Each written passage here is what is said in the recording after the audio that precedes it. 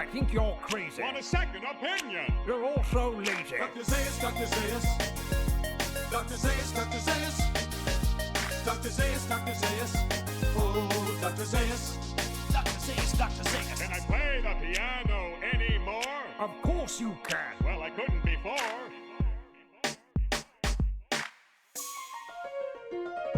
Dr. Zayas, Dr. Zayas. Dr. Zayas, Dr. Zayas. Dr. Zayas, Dr. Zayas. Oh, Dr. Zayas. Dr. Zayas, Dr. Zayas. Dr. Zayas, Dr. Zayas. Dr. Zayas, Dr. Zayas. Dr. Zayas, Dr. Zayas. Oh, Dr. Zayas. This play has everything. Oh, I love legitimate theater.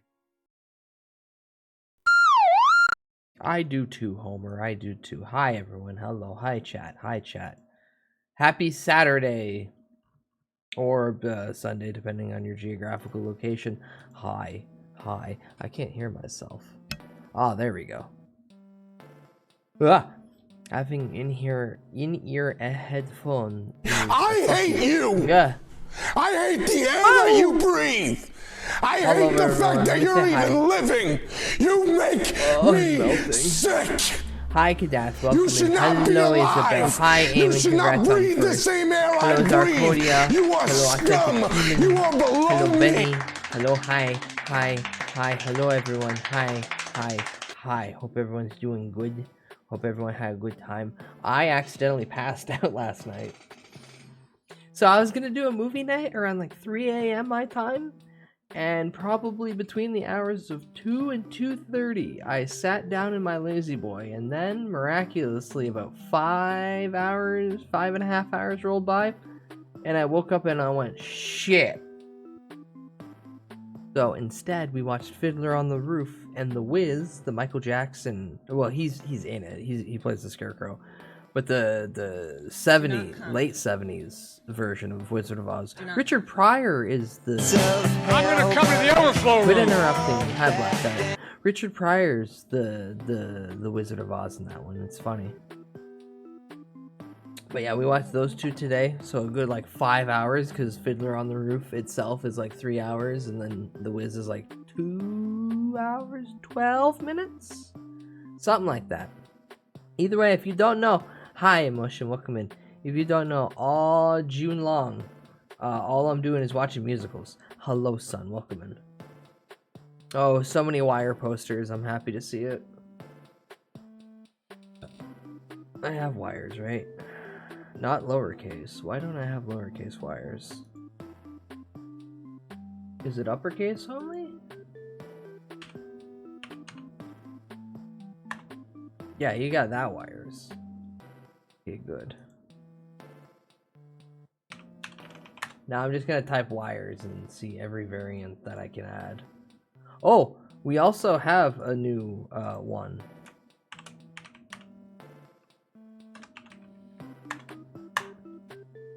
There. For anyone who wanted it, there's your Angry Joe as Kakarot.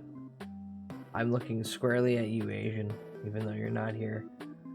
And we'll add this one too, because of course we will. And then...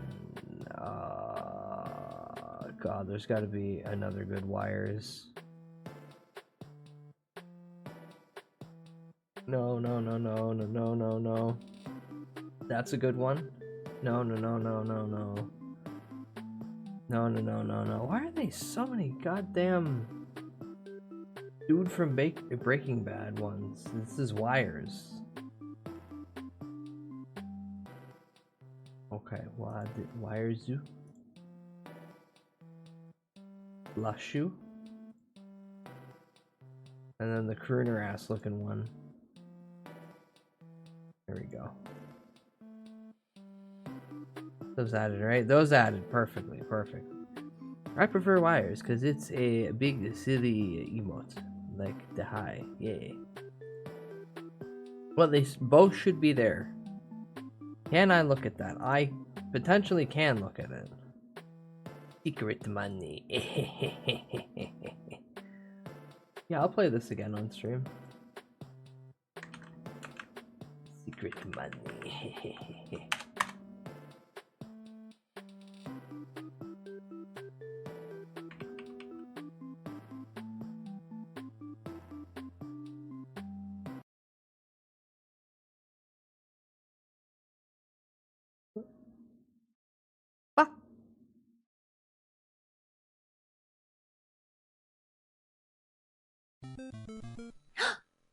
secret money. Thank you. You are welcome.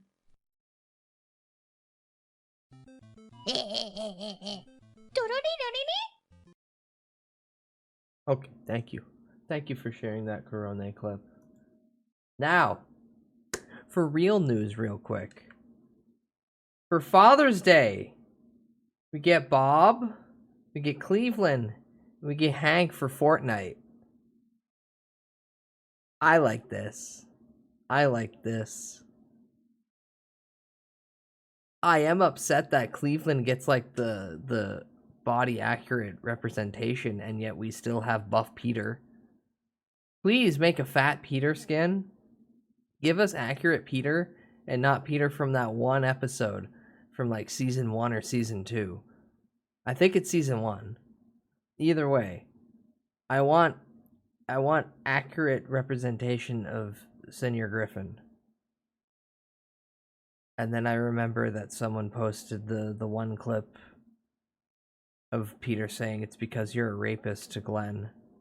And the caption was, "When am I getting in Fortnite?" And that pretty much settles that. You're never getting Quagmire in it. And if we do, I hope he turns into the toilet. That's not gonna go pear-shaped pudding Cleveland. What?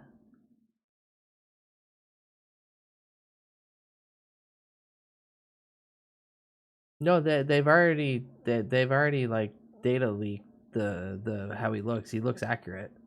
He is a pear. Also, we're getting the Simpsons fucking season. Apparently around November, and the whole map's gonna be Simpsons. I hope this is real. I'm gonna get real annoying when this drops. Holy shit, am I gonna get real annoying when this drops. Mainly because if it is in November, that's perfect. Because I always want to do hit and run close to Halloween because of that last level being hell. Hi Harper, welcome in. So yay, Sampsino. Wires. Hi Sevens. I can't believe more Fortnite. What do you mean? It's always Fortnite. It's always and forever Fortnite. I should be playing Fortnite right now. With the new fucking Fight the Death Star shit. Instead, because I woke up at like 8 o'clock in the morning, I'd rather stream now because I've been awake for 13 hours and I don't know how much longer I have left in the tank. To be perfectly frank, I tried napping. I laid in bed and doom scrolled TikTok and then got my TikTok one warning so far because I uploaded an old clip and forgot that goatsy painting was in the bottom corner of it. Smile. They added vehicles in like Halo 2 Tank Wars. Yeah, you can fly around in like a TIE fighter and shit. I like Fortnite's good. I understand people's original reason not to play it, but you can just go to the no build mode and you're just playing a battle royale shooter that you can drive around and fish. Yeah. Playing that, Jack. So instead of building everything, you can just go to the option that says no build. And then you're just playing the battle royale without building walls and dealing with either children who are able to do that at lightning fast speeds or people who are destroying their stomachs by slamming Adderall to do that at lightning fast speeds. So you can just drive around and fish and shoot people and make AI Darth Vader say close to bad things, but he can't really say it because they've lobotomized him. I'm still the original mindset that Fortnite is just a bunch of kids saying slurs. Yeah, but Blackout, that's literally every fucking online thing. I hop on Counter-Strike and it's a bunch of fucking idiots saying slurs. I hop on anything with voice chat ability. Slurs. They're gonna be there at some point. In fact, if they're not there, then I'm kind of concerned that potentially, maybe, is it a dead video game? I'll be frank. No build you get a dunk on those kids. Nope. I don't want to play build. I don't want to play build mode. Build mode's fucked up evil.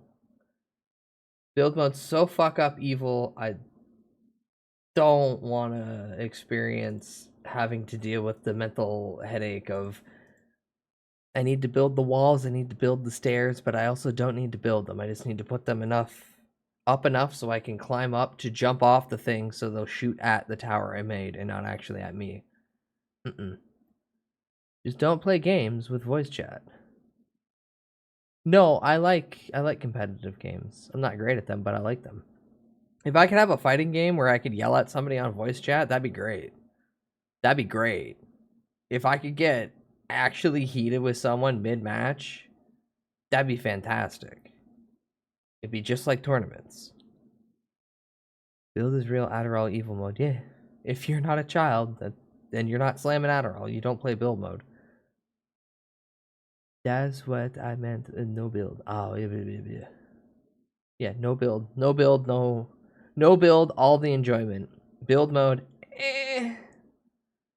Or even with Fortnite, now that they have like the they own the harmonics. They own the rights to, was it Guitar Hero or Rock Band? Either way, you just get to play fucking Guitar Hero / Rock Band in Fortnite. There's so many. I played Ban in Fortnite. It's just Roblox. If anything, Fortnite's is Roblox 2. That's actually the better apt comparison. It is Fortnite's 2.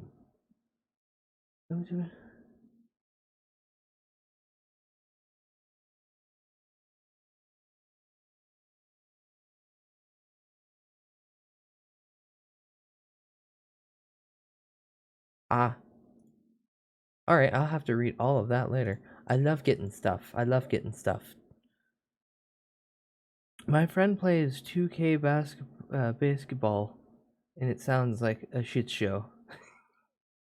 I don't even want to think of having to deal with any of the current sports games. God, I really do miss arcadey sports games badly. NFL Street, fantastic. NBA Street, fantastic. Anything where my character gets so hyped up and the momentum builds to the point where I'm literally on fire, then that's like the positive mechanic. Great. 2K basketball is trash. I can confirm. Sage. Given they pour so much money into what's supposed to be a stat simulator.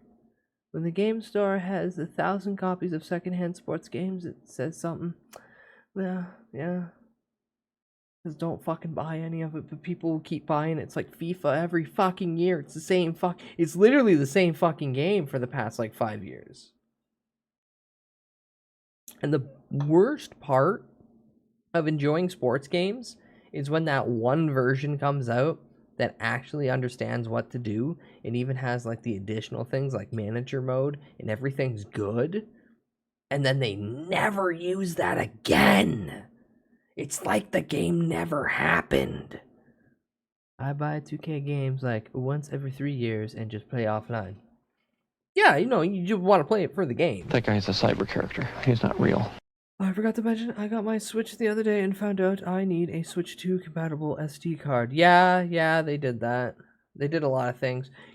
People got their Switches like a week in advance, but they bricked them, so you couldn't turn them on. Like, you couldn't actually connect anything until day one update, which is wild.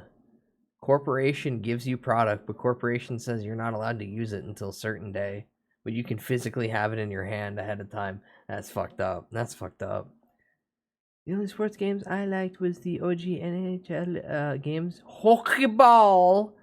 Getting into fights and slamming people, hell yeah. Also, there's been a rack of people with their original Switches getting this random fucking orange screen of death. And people are going, huh, convenient timing, Nintendo, that I'm getting a red ring of death level fucking just, now my Switch is bricked and it only shows orange on the screen. Just in time for me to maybe buy a Switch 2? Is that what you're implying here? oh noble Japanese company. I've been seeing pictures of staple holes in the Switch 2 screens. Benny, that was specifically one place in, I think, New York. Then it was one GameStop where they were just stupid and they were just slamming the staple. Because you know how a stapler works is like the underside when you close it. Like you put a piece of paper in there, you close it, and the pegs hit the piece of metal that then fold them in. And these morons were putting straight staple through the box, and it's just puncturing the screen below. Also, hi Spike and hi Tyrant. Annoying orange. Ah, yes, one of the original VTubers, the old guard. You can fix it really easily. It's just really weird that it happened right after the Switch 2 came out. Oh, okay, that's good to hear. But again, yeah, convenient timing. Yeah, I've seen the Joy-Con drift, and I've had a couple people already tell me, no, that can't happen because the way they designed it, and then I kind of just go, yeah, okay. I'll just keep looking at all these videos of people with their brand new Switches, their brand new Switch 2s, just having the early onset signs of drift, and I'll go, good product. Yeah, the other side of the argument is, though, that Nintendo will honor up and replace it now, but when it first started happening, they were really fucking pushy about it, going, no, that's not happening. So we'll see how this goes. Yeah, small indie company. Please understand, they only have so much money. They only have so much money in their bank that they could just stop making it products and selling anything for the next 15 years and still be okay. Like, they're not making anything, but they'll have money. But, you know, that's not good enough. We need infinite growth. Infinite wealth, Yakuza game mentioned. Bleh. But what am I doing tonight? Well, I had literally nothing planned because I'm going back and forth on what I need to do. In the next few days, I need to desperately play Destroy All Humans 2. But also I have to beat Soul Reaver 2. So instead of tackling either of those, I'm going to push all that aside and introduce all of you to another thing I've done multiple times, but this time around, it's mostly just one or the other. It's the Media Slop or Play Demo Wheel with 2 additional things. There are some of the Media Slop has bracket long video, meaning that it's a long form video and not just a small little one. I'm basically breaking up as much as I can the content tonight, so I'm not flipping back and forth, or I'm not just stuck in one area. Or I play a demo, and then the demo has a separate wheel to itself, because I have 6 or 7 games in a little folder that I want to play. Otherwise, Piss Break is on here, where we just take a mandatory piss break and we all get up and we all go pee at the same time. I love welcome in. And I think, where is it? It's red. Oh yeah, there it is. Or Gay Little Dance, where I do a gay little dance. Wheel of Morality, turn, turn, turn. Show me the pain that I will endure. And today we will Media Slop. Perfect. Alright. And it's not long form, so I have to go with the first list. Oh! Yeah, let's get this right the fuck out of the way. I've been excited about this since I seen it yesterday. The pinworm is a This is Redditor gave people worms on purpose. Tales of the internet from our good buddy Justin Wang. I feel bad for the US, Canada buyers having to prove to Nintendo how gamer they are just to pre-order. Blackout, you know what's really funny? It was a fake. It was all fake, saying that there's limited quantities. I have heard of people picking them up at fucking like Walmarts, Shoppers Drug Marts, random little fucking grocery stores. they had more than enough stock. They limited the online stock to create artificial scarcity. People who scalped are now, by the looks of it, selling them off at a reduced cost, a loss in their pocket, just to get rid of them. It's so good. It's so good. I said hi to you, Loaf, right? I said hi to you. Hello, hello. Woo. Oh yeah, no, it's fun. It's funny, it's scummy. Like, it's initially scummy in the part of Nintendo, like, making people kind of freak out about having to desperately get one. But on the other hand, haha, fuck you scalpers. Spend all the money in the world to buy a bunch of Switches only to turn around and the Walmart fucking pull a pallet from the back and go, yeah, alright, we're restocked. What do you mean? I can't make money reselling consoles for a living. What do you mean I can't drop 20k on electronics and then flip them for an additional $100 per box, fucking over other people? Come on, man. I thought this was America. I thought this was the land of opportunities and the home of the brave young assholes screaming.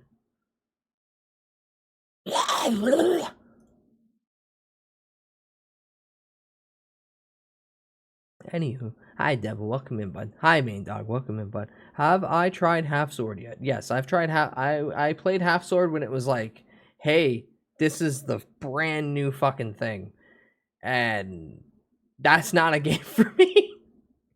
I tried my darndest. I got through a lot, but it eventually just came down to me swinging the sword like an idiot, and either clipping myself in the leg or just getting stabbed straight through the head. Hi, David. Welcome in. So, but like, what is it? Blade and sorcery or whatever. What's the VR thing where you put it on and you do that? I do that. Someday I'll get a VR headset and then I'll stand in this living room with a bunch of pods around me, screaming as I go to turn and accidentally like hit the table near me or like kick the chair, say something I can't, get banned off the internet for like 2 days, come back, say I'm sorry, and then show you my toe and that's all messed up. It depends on which one you're getting through. Well, right now I'm getting through the pinworms. The pinworm is a parasite that infects an estimated 40 million people at any given time in the United States. Frictionless It's rarely, fences. if ever, fatal, but it can create an itch so intense that people typically report losing sleep. No, over I'd have to it. make This a is little because area the for itch peaks at myself. night. It's at that time that the worms poke their heads out of your anus and lay their eggs. A person typically becomes infected when they consume the worm eggs. Obviously, people aren't feasting on these eggs like they were caviar, at least not usually. You generally get them in your mouth without realizing it, and the maddening itch often catches people in this constant loop. They keep on scratching and getting the eggs on their fingers, then reinfecting themselves by accident. The eggs Yeah, can anyone's live really asshole long feeling on itchy? surfaces, and poor hand washing habits will cause a person to also infect other people this way. That being said, this is a child's disease and adults don't get it that frequently. In part because adults tend to be more proactive about their hygiene, but what if the opposite happened? What if someone not only All didn't the mind time. the worms, but That's went out of their way pinworms. to become infected with them? And what if they spread the worms to other people on purpose? God, Ladies and hard. gentlemen, this is the story of Parasite Man. Oh, the treadmill, the actual treadmill, Jesus. Happy Pride. No, I remember seeing those treadmills. This Those are video is hilarious, but sponsored at the by same Helix. time, You spend a I third of your cannot life in justify bed. So why dropping settle for anything less than the 3 to absolute 4 best? months of Well, rent Helix makes on a premium big heavy mattresses thing I and bed gotta custom-fit drag for up your 3 needs flights and of shipped straight stairs. to your Fuck door. that. Everyone sleeps differently. Fuck so Helix that. has a sleep quiz So to many match your body levels. type and sleep preferences. I'm a side sleeper, so Helix set me up with a sunset mattress. In a way, there's a 100 nights of sleep trial. You also get a 10-year warranty as well as flexible payment plans. I've been sleeping on a Helix mattress for a few years now, and it's some of the best sleep that I've ever gotten. Helix is currently running their summer sale. Go to helixsleep.com/wang right now or scan the QR code. You'll get 20% off site-wide. Once again, that's helixsleep.com/wang.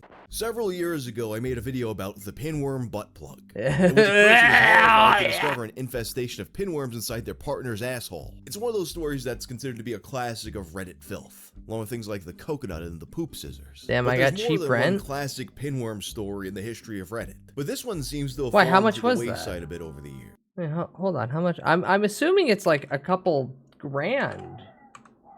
Therefore, translating to 3,400. Wait, it's only 3,400.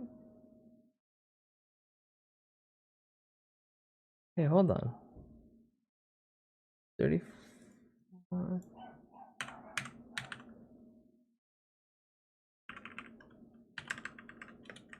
USD to CAD. Yeah, it's like 2 grand. Okay, so that's like a month and a half worth of rent. Oh, you heard the borking?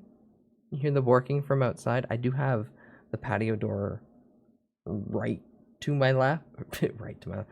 To my left is the patio door. The patio door is the only source of cold air right now. If the noise from outside continues to be an annoyance, I will shut it and melt into a puddle. The original post long gone. Several other posts and even YouTube videos referencing it also gone. Reddit is scattered with posts by people trying to find it, but only getting warned that they shouldn't read it. Then in October of 2021, Also, hi, Redditor named Jazza. Gerard95, Invite having the had it dog saved on the and noticing stream. it was removed from Reddit I'm entirely, 3 floors reposted it up, for the so I don't curious. think I can. Of course, nobody knows how to read, so now a lot of people think that he's actually the pinworm ass guy, and they're calling for him to be put to death. He even had to come back a few years later and once again emphasize that he is not the parasite man. The real guy's identity is unknown, as Gerard95 puts it. The worst part is not knowing if this post was made by someone in your town, your neighbor, or even your own cousin. So the story was you should do originally that. posted to I can get rid of you. r/confession What? way before that. My obsession hurts others around me. It's also my fetish, but it goes far deeper than that. Like many kids, Parasite Man got pinworms as a child. He said it felt strange, and it itched so bad that it hurt. His parents took him to the doctor, he got medicine, and they cured it. But the experience of having pinworms completely changed the way that he looked at his own body. He became obsessed with the idea that his body could contain a whole world within it, like a planet. By the age of 15 or so, he'd actively research pinworms and other parasites. And he was shocked to find that most people actually have parasites in their systems. One example he gives is something called a demodex. A demodex is a mite that lives in human hair, particularly on the face, and almost everyone has them. In some rare situations, they can grow out of control, but for the most part, they're on us and we'll just never notice it. Knowing that you could be host to a parasite without it ever harming you took his obsession to the next level. I wanted to know how many a human body could They're all endure on your without a face. chance They're of all on serious your face. health They're issues. constantly This eating, curiosity shitting, and has fucking on plagued your my face. mind for years. All those tiny At the little time parasites. of writing, he was 25. Jazzy, thank you and for he the said 7 that he FOMO purposely streak. Give me infected fucking himself points. with Get your free non-lethal points, damn parasites it. as a part of this fetish. Some turned out to be harmless, others turned out to be excruciating. But he derives pleasure from the discomfort regardless. He said that he was currently infected with pinworms, tapeworms, pubic lice, and quote, various non-pathogenic protozoa, which that could be a lot of different things. That could just be a fancy way of saying that he had eaten a go-gurt. You know, you gotta have those probiotics. Yeah, sure. You He get says the that because bacteria of in the you. parasites, he eats I heard a about lot this before. and I just stays thin. accept He says that that I he can't also do anything keeps about bed it. bugs and leeches But in other containers, people and he takes being them out virus, occasionally to feed on his blood. Although he notes, plague-ridden those creatures, kinds are not yes. really my passion. You as they do being not live plague-ridden primarily creature, on the you human can do body, stuff about it. But I think they're interesting nonetheless. But you got to And do I a find heavy them metal pretty cool. detox first. It's kind of funny that despite this story being what it is, I find the bedbugs part to be the least plausible thing so far. Not that a person would want to do this, but that a person would be able to do this. Like, I just don't Yeah, the buy that a bedbugs, person I would be don't able to keep believe. bedbugs contained to take out at their own Be handing leisure. out free If you plagues have them today. I'll anywhere, take they're 10. getting Hi, everywhere. Raffles. They just Welcome don't in. You work get like the that. Bedbugs bubonic are one. getting out whether you like it or not. Either way, this next part is where it becomes a real horror story. Because at a certain point, it's not enough to just infect himself. Now he must infect others. It starts with him accidentally Cancer spreading mage. parasites to his family. Cancer mage. As he puts it, the parasites pioneer new lands on their own. 2020, Specifically, he's accidentally given them pinworms on several occasions, which is an extremely common occurrence for the parents of kids with pinworms. But the idea of his parasites being in their bodies now This makes him feel some kind of way, and now he gets even more of an urge to infect other people on purpose. I'm sure a number of you guys are familiar with the idea of bug chasers. These are people who tried to get HIV on purpose. Then you got their counterparts, the gift givers, the people who have HIV and they're trying to give I bug got the chasers bubonic gift. reverse I foil haven't really heard of this sort of thing version. in other Sweet. contexts, but I guess it does stand to It's reason got a little that rat on the card. it could apply to Hi, any kind Tayo. of disease, Welcome in, not bud. just Hope you're doing AIDS. good. In fact, there was a throwaway account on r You're playing Crusader Kings? I actually wrote about how they Meat related the and Fuck- parasite or man sorry, because Make they and felt Fuck the urge Kingdom. to spread COVID to people. In fact, at the outset of the pandemic, the Department of Justice even issues a warning that if you spread it on purpose, you'll be charged with terrorism. Although they didn't elaborate if they were saying that because someone had actually done this or if they were just, trying to get in front of it. Hi, Line. Parasite Welcome Man in. goes Thank on you to for sharing theorize Promo that Street. perhaps What the this hell is compulsion he that? has to infect other people with parasites is itself the Huh? work of parasites manipulating his brain. And such things do exist No, when I in play nature. Crusader Kings, For example, I you got catch this and one distribute all the parasite that helps STDs. itself get nourishment Make and by fuck making Kingdom. bugs consume more sugar. And then you Gotta got this play it one like parasite that Hanamimi. humans You are just exposed you to often, incest and it's the kingdom. one that makes rodents attracted to the smell of cat piss. There isn't one though that's been documented that causes humans to have the urge to spread parasites. Wait, It could what? be though. In any case, he feels pleasure when he spreads the parasites. As he puts it, he's spread thousands of his children over the years. How does he do it? I sometimes sprinkle tapeworm eggs into people's drinks when I'm out at clubs. I also caught pubic lice from sex with a random woman I met at the same club. And in return, I'm pretty sure I gave her pinworms. So it was a trade. The woman wasn't even attractive. I just wanted to gift her some pinworms. And instead, I basically won the jackpot by sleeping with her. I then spread my pubic lice to at least 4 other women. Sometimes I also sprinkle worm eggs onto food buffets whenever I visit them. I got all these guides out here to teach men how to pick up women. Hi, Gravy. And this guy Welcome in. just You does came it by into the accident. worst video. I think he unlocked the real dating secret right here. If you don't want to psych yourself out, you want to win the prize, you gotta speak to every woman while in the back of your head imagining that you're secretly trying to infect her with a parasite. Now in the comments, you have some people asking how it could be possible to just deliberately give people pinworms because, the eggs are microscopic. You can't just grab a handful of eggs and sprinkle them, because they're invisible to the naked eye, basically. So Gerard provided No a more simple straight explanation in the sex. replies. It's extremely easy. All someone would have to do is be positive they have them, then scratch their anus. Since they lay their eggs on the rim of the anus, you can be sure you still have them if you often get a slightly itchy feeling on your anus. After you scratch, you'll have them on your give fingers her and nails the where you transfer them headlights, in the most common way, and then contaminating other she'll people's be food. mine. It's a pretty obvious answer, but of No, course, it was this crotch does not lice. help the problem of people thinking that he's the guy who wrote all this. It also makes me wonder if the way that he gave pinworms to the ugly woman at the club was, in the middle of dogging her out, he just scratches his ass, Yeah. and comes around and gives her a little fish hook. I have to make sure the fish hook is in the camera here, so you guys will know what I'm talking about. You can give her the little I'm pinworm trying fish to hook. make it not Honestly, so and the more horrible. I read this and think about it, the more surprised I am that No, we're you just, gotta double not down. You constantly gotta double all getting down on it. pinworms from eating out. Because, they spread easily and the eggs survive a long time outside. Even if you don't have a guy that's scratching his ass on purpose to sprinkle eggs around, it still seems like they would be around a lot more. That being said though, most of the people who get infected with pinworms either have mild or no symptoms. So, by the time you finally notice a worm poking out of your ass, so much time has passed that who will know you got pinworms from that specific buffet? It's the perfect crime. At first I'm thinking, maybe perfect the crime. reason why we don't get this as often as it seems like you should is because, maybe you develop some kind of immunity later in life, but parents of kids with pinworms get them all the time, so it's not that. So I gotta think that the only reason we're all just not constantly getting pinworms all the time from eating out is that maybe people are more hygienic than I was assuming. Which, the more I think about this now, the more I'm thinking about, realize how unreasonable I was being about this. It's not as if you have cooks, you're at the diner and then they're scratching their ass between hitting your burger You'd with a hope spatula. not, People for the don't just love of casually God. scratch their ass all day like that. Now that I think about it, I can't think of a single time I've scratched my asshole as an adult. Realistically, when was the last time you scratched your own butthole? You just don't do it. When I'm Parasite wiping, Man I concludes guess, his story by technically. apologizing to anyone he's harmed. Not He says that intentionally even though in his scratching it. mind he's The justified, paper's just he dry. still feels guilt. I hope the people I spread my gifts to can find it in their hearts to be a little more open-minded and not kill my children, but learn to live with them like I have instead. I'm aware how strange. Clarifying once more, because it was mentioned at the beginning, but that can be lost. The person writing all this is saying that they're writing it because they found it somewhere else. but they're really writing it in the first person really hard. And disgusting others will find me if The they 2 do. a.m. poop I'm aware of how immoral this seems and the to 2 most ply people. fills you I moment. assume you Ah! may see me in a negative light after reading this, And you but give remember, yourself a I quick, only want what's best for my children. And proctology if you were exam. truly in my shoes, I'm sure you would do the same. The people in the comments did not find it in their hearts to be a little more open-minded. What the crap did I just read? The You need fuck? help, dude. You need like straight-up mental help. All he needs is to be executed. Like many such Reddit stories, especially ones with such fanciful writing, this one's probably fake. But such compulsions do exist in the real world.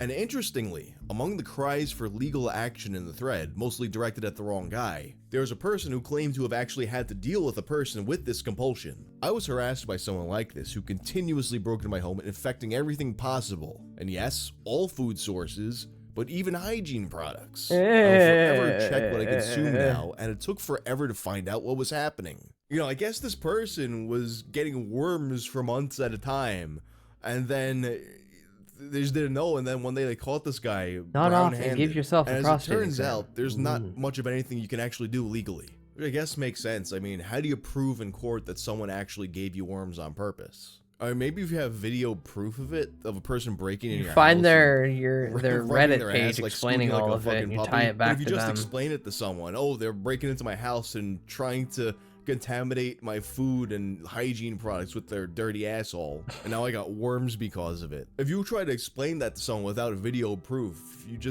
you sound like the crazy person all of a sudden. In any case, now having seen this video, you're probably extremely paranoid about eating out anywhere. Or perhaps, you know, doing anything in the real world at all. Because now you've had this image, as I just did, of every single person who comes in contact with any product you consume is scratching their asshole all the time. Well, never fear, because according to some research, intestinal worms might actually be good for you. It's part of something called the old friends theory, and it relates to how parasitic worms were more common before the rise of modern hygiene standards. It's possible that having the worms helps to regulate your immune system. No, And in particular, this there is- may this be some is promise in parasite deliberately propaganda. using worms to help treat inflammation, allergies, and multiple sclerosis. Why the fuck can't I say Sclerosis? multiple Well, sclerosis? there you go. Although, as a surgeon, in the comments of one article noted, Someone the tell inability Lucky. to actually control No, the no, worms it's once they healthy get for inside you your to have body has been a major parasites in your roadblock for body. actually doing anything. Big worm is All compromised. that being said, please don't go out and infect yourself with worms on purpose to treat your allergies. Worms all gathered up This and is jumped not on me the saying that you individual should keys. do that. I'm just simply saying, I guess you gotta look on the bright side. Anyway, that's all for now. If you like this video, check out my video on dolphin sex. I'm out. Poop weed lung fungus. Poop weed lung fungus is never not gonna be a funny fucking video title. Alright. Chat, at any point during this, you can all collectively vote and ask me if I'll skip. At any point. You can all just say wheel. You can all say wheel in chat. Do we still have the wheel emote? Yeah, wheel time.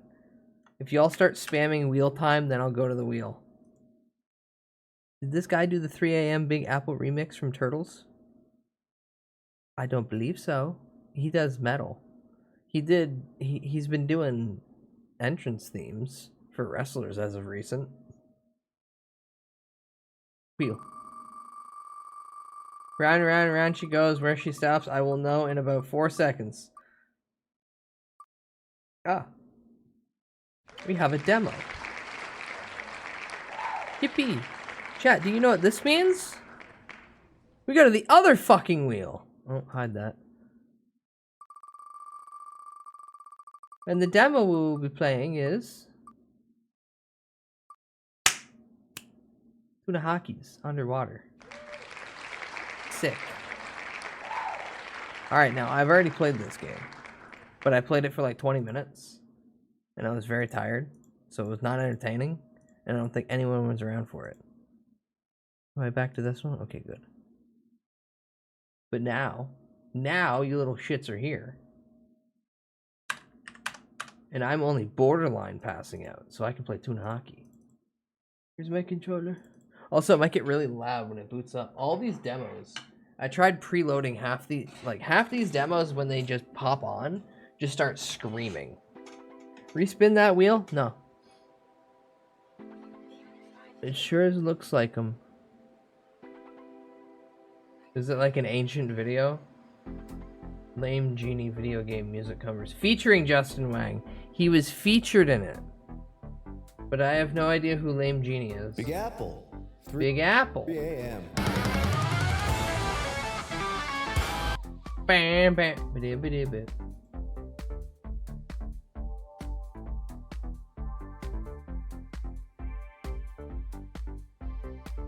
Tuna hockey. Hey, why? Wait, what the fuck? Why isn't this connecting? Please connect. Please visually show video game on the screen.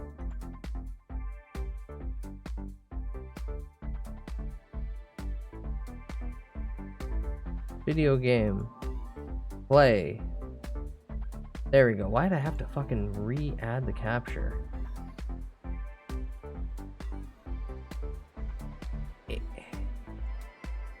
Bum, bum. Get in your corner, you dumb elf. Okay, I'm sorry.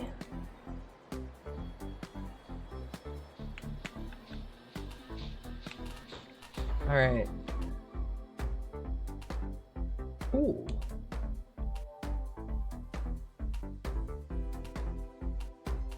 Clown triggerfish.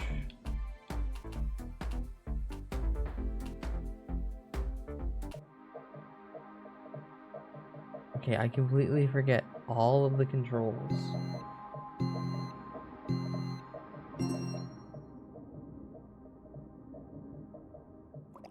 Whee! Wow! Oh! You know what? Maybe not use a controller. I completely forgot I was using a mouse when I played this last.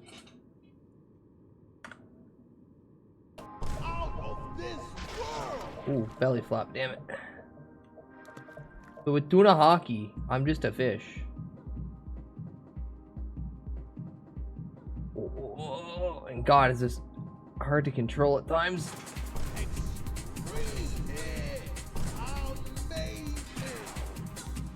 Damn it, I didn't enter right. You're supposed to get like... Ooh. Yeah, smooth entrances like that.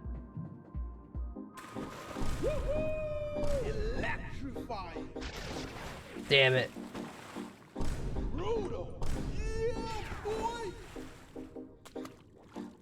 Can I just... Ooh, ooh, ooh. I just want to flop onto that. Don't hit the pavement. Don't hit the pavement. Oh. But it's Tony Hawk. It's Tony Hawk as a fish.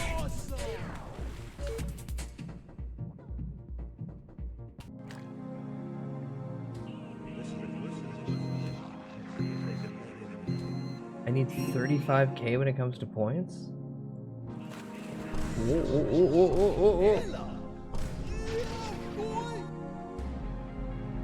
Funny enough, there are poles I can grind. Not that way. Get your goddamn mind out of the gutter. Fish asked on plane, whose skateboard is this? Tuna Hawk replied and belly flopped.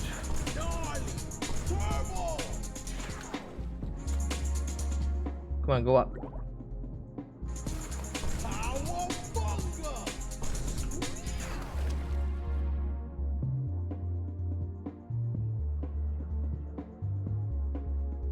Right. Whoa, no, I forgot I get a speed boost anytime I pick one of those up. I dried. Hi, Sunny, welcome in. Please get to enjoying the yummy chlorine. Yummy chlorine. Alright, the pool is actually surprisingly difficult. Mainly because of the limited area I get to flop around in.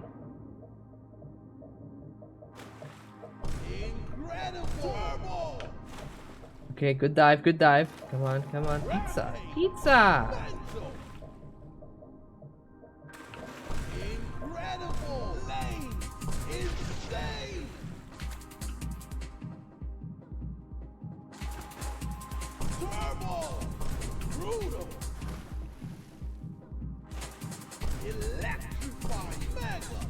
Whoa, I got a perfect dive. Let's go.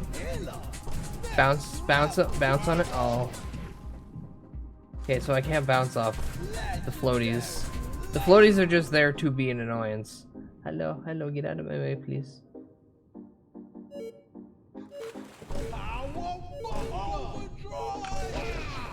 Aw, damn it.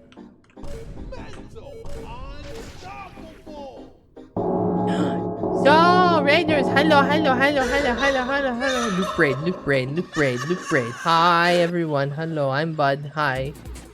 Thank you for raid. I'm playing Tuna Hawk. Tuna Hockey? I don't know how to pronounce it. But you play a fish, but it's all Tony Hawk. Hello, everyone. Hi. Let me give you a shout out because I don't actually have mods. I just have people with funny badges. Thank you, David, for the follow. Welcome in. Hi, everyone. Hello, hello. I'm your weird cringe elf. Today, we're playing a simple... I spin a wheel and I let the wheel decide everything I do. Tuna Hawk, spin on that thing. Don't you fucking start. I swear to God, don't you start. But hello, welcome in. I hope you had a good time with Stars in Time. If you need to rest, go. If you need to get water, because right now everything's melting, leave. Otherwise, enjoy stay. If everyone wants me to go to the next thing, all you have to do is spam wheel time. It's a 7TV emote. And then the chat will be filled with spinning wheels. Hi, Draconic. Welcome in. Let me say hi, everyone. What? Let me click off that. Let me say hi, everyone. Hello, hello, hello, hello. Hi, Sybil. Hi, Mom. Hi, Angel. Hello, David. And hello, Draconic. Hi, hi, hi, hi, hi. Welcome, welcome. Alright, now I park my ass back down here. Let's... One more go in the pool. I love the chlorine taste.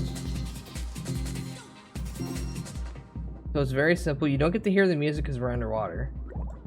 And then you just do tricks. This game was like $3, and honestly, totally worth it. I played it for a sum total of 20 minutes. Oh, god damn it. That's worth time and effort. I should go back to the ocean though, when I actually had just unlimited area to fuck around.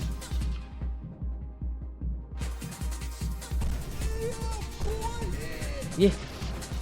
And Moffy, you can grind on rails. It's like unironically Tony Hawk. Tony Hawk is fuck. I've sent it both to Sui and DJ for them to play, but they hate me. We get the 15. Yes, I got the time bonus.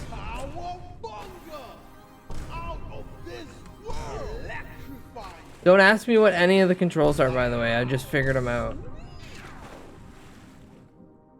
The tutorial is literally, they just dump you into the beginning level and go, okay, you pick that up and that does that. You pick that up and that does that. Have fun. Yeah, I know they won't touch stuff, but that's cool. Ooh, what? They hate everything fun.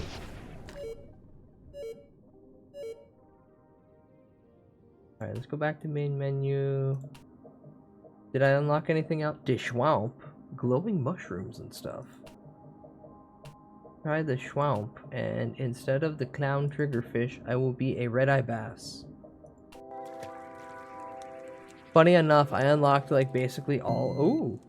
I unlocked basically every fish the first time I played it, like in 15 minutes. So they don't gatekeep a lot of the stuff. Ooh. This is so pretty. I like how you get to be a parrot fish.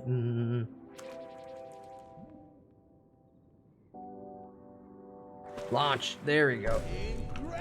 Oh, I keep wiping out. Because like every time I play a Tony Hawk game, I keep trying to do too many things. Alright, where is the cannon? Ooh, this is a lot bigger swamp than I was expecting. A rail!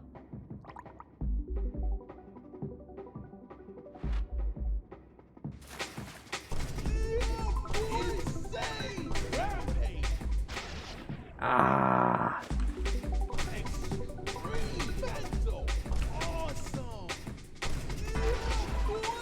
Whoa, whoa, whoa, belly flopping. Come on, pick up any time bonus. Any time bonus, please. Please! Please!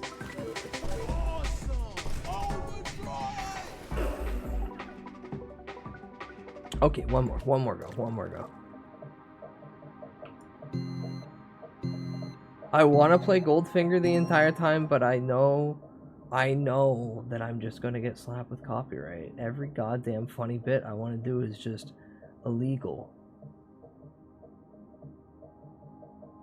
Speaking of funny bit, I put an old clip on TikTok and forgot that in the clip was that picture that totally isn't just Goatsy.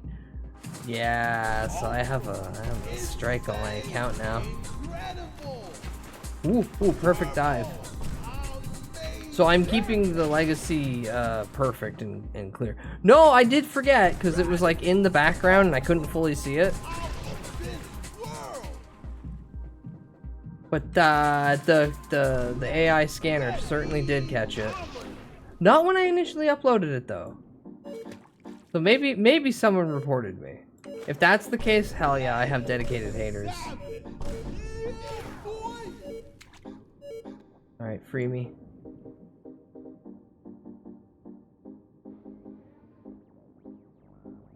One more go. One more go, and then we take a quick break because Ad's about to hit. Alright, I want to just hit a rail. Corkscrew, spin, and go.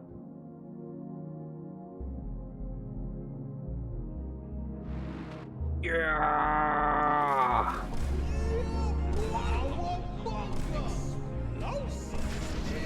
Damn it, I belly flopped. Here, we'll just get you. God, it's so hard to control. Alright, fuck it. Let's just try to aim for the cannon.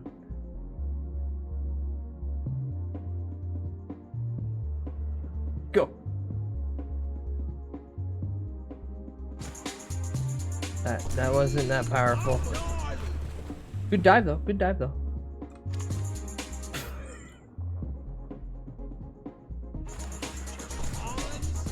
What happened to all the speed I was getting? Hey, what the fuck? Ooh.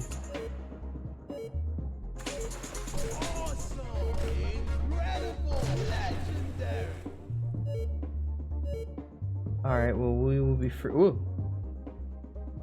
We will be free of this for now. I'll be back. We'll go back to the wheel in a second. Tuna Hockey is a one-trick pony. And that trick is how far can I throw myself into the air and do enough spins without flopping onto any concrete adjacent or just straight on the belly. I'll be back in a couple minutes. I'm gonna just go to the bathroom real quick. Go get water or throw yourself down a flight of stairs and try to do like an insurance claim. Sometimes all you need is one trick pony. Don't you start bringing the MLP stuff in here. Anyhow, I'll be back in 2 seconds, okay? Enjoy the BRB screen. It's a bunch of memes and brain rot. Full Metal Malcolmist.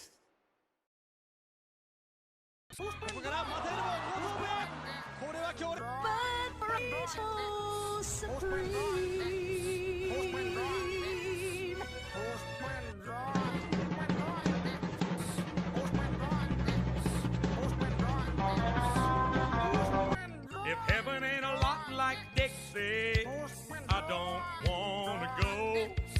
If heaven ain't a lot like Dixie, I just as soon stay home.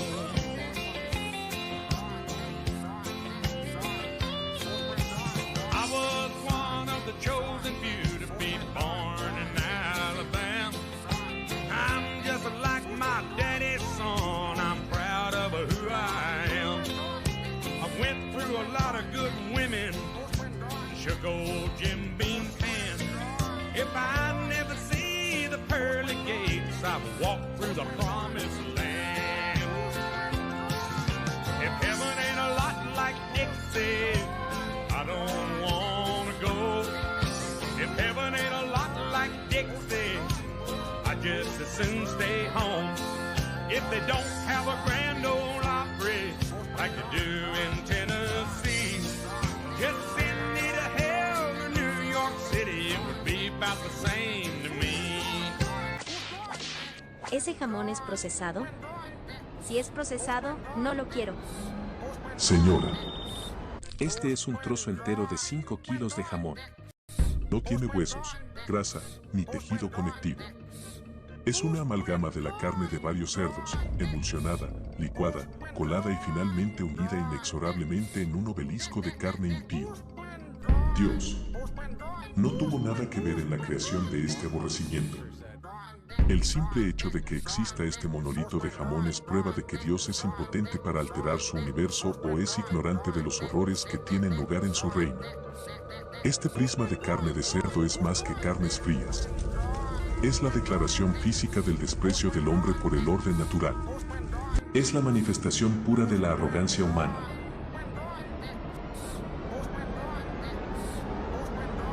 También tenemos una variedad baja en sodio si así lo prefieres.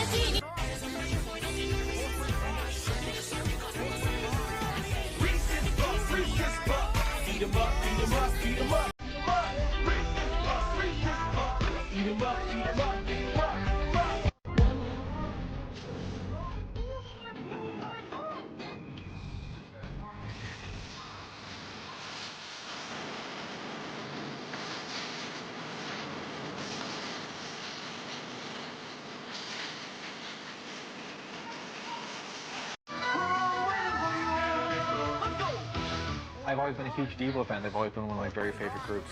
And every once in a while I do what I call style parodies. I will do a song which is not a parody of a particular song, but it's an original that's very much in the style of a particular artist or group. And I played the tape for Mark Mothersbaugh back when it came out, and he seemed to enjoy it. He was like, wow, that's a really cool synth sound. I wish we could get that. I was in shock. It was the most beautiful thing I'd ever heard. And he seemed to enjoy it. He could have been lying, but I don't know. He sort of re-sculpted that song into something else, and I hate him for it, basically.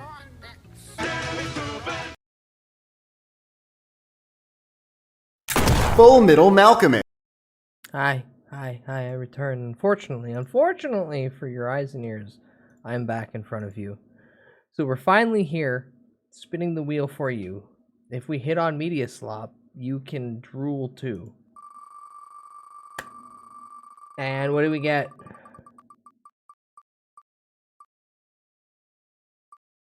Ooh! Now I'm removing one of the long forms. Cool. Now what does this mean, streamer? I have a bunch of bullshit that I've been meaning to watch that's extremely long, and this one is the longest. Again, at any point, people can just start spamming wheel time, and I'll have to flip over. Or there's monetary means of being able to do that, but we won't get into that. This is William Shatner's Tech War, a forgotten franchise in retrospect. Shatner being one to definitely want to constantly have his ego rubbed and scrubbed. This should be interesting.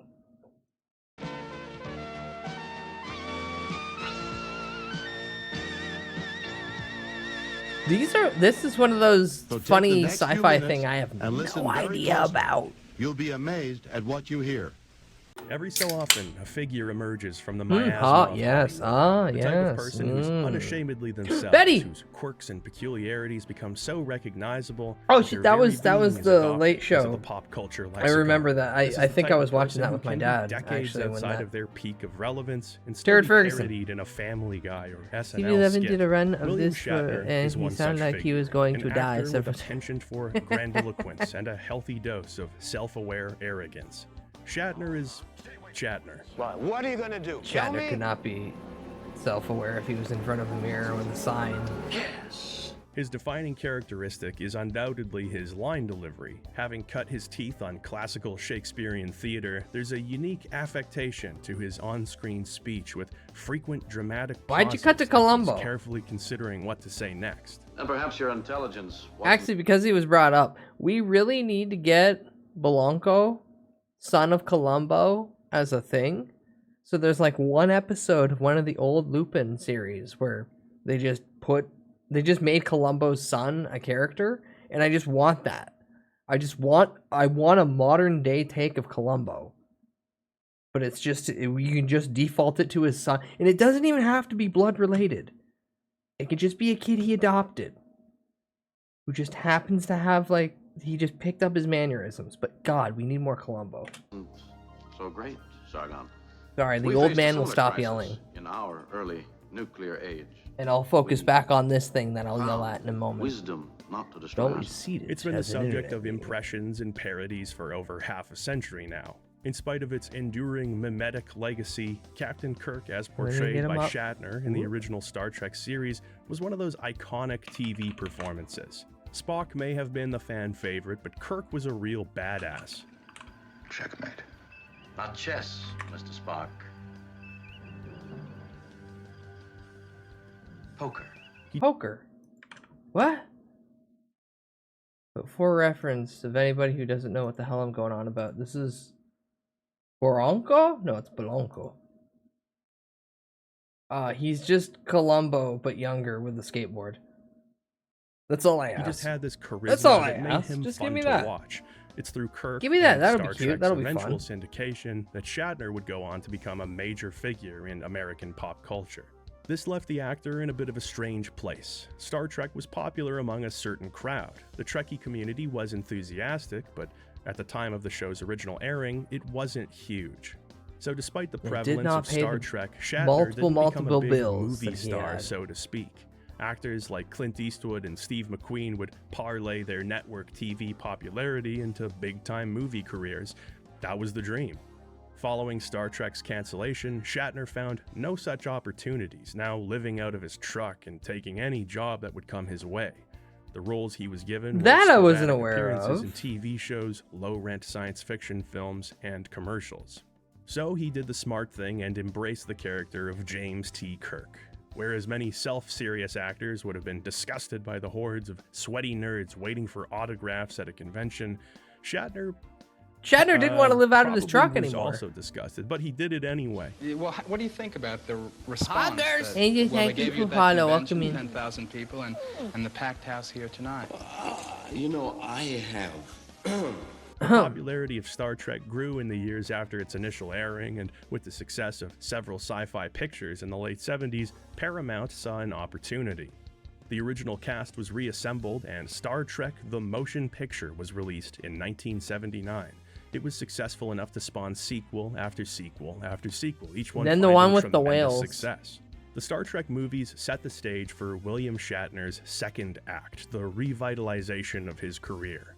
In 1982, he was given a role in the pilot episode of a police-themed TV show called The Protectors. The producers of the show found his performance so compelling that the premise was reworked, and the show was named after Shatner's character, T.J. Hooker. Shat plays the titular Hooker, There's a sentence for you. A hard-edged cop with a chip on his shoulder and a drive to clean up the streets. Well, the show was reasonably successful, enough to last for 5 seasons anyway. It hasn't exactly benefited from hindsight in the way that Star Trek has. No, These no one days, it's remembers mainly TJ notable Hooker. for an early appearance of Jonathan Banks, who would go on to play Mike Ehrmantraut in Breaking Bad, a show that most people actually care about. If you like watching people run and enjoy seeing Shatner attempting to have normal interactions with others, then, you know, it's not without its value. You won't mind keeping your voice down and not calling me Junior and stuff like that. No problem, Romano. And I mean, yeah, if you give William God, you should've Shatner a called him Sport nightstick, there. something entertaining will happen eventually. That's just the law of nature taking place. Get mine, Romano. There's only one way to keep your kind of scum off the streets. I was scared. I was almost gonna say the premise of fucking episodes the heavy gradually drums they were became more using for the outrageous, initial while the song. writing for the most wasn't part getting was similarities. formulaic. The showrunners Wheel of knew morality, exactly turn, what they turn, turn. wanted Show us a TJ lesson that Hooker we to should be, learn. The and moral as of a the day result, it was is strictly okay. never even in pigeonhole its yourself best into moments. a role. Now, the 1980s or you'll end up like wasn't just Shatner. the decade of TJ Hooker. Oh, I almost sneezed as like 4 evidenced by the times fact trying to that say my that. mom didn't remember the show when I asked her about it, and she references Mr. Belvedere, okay?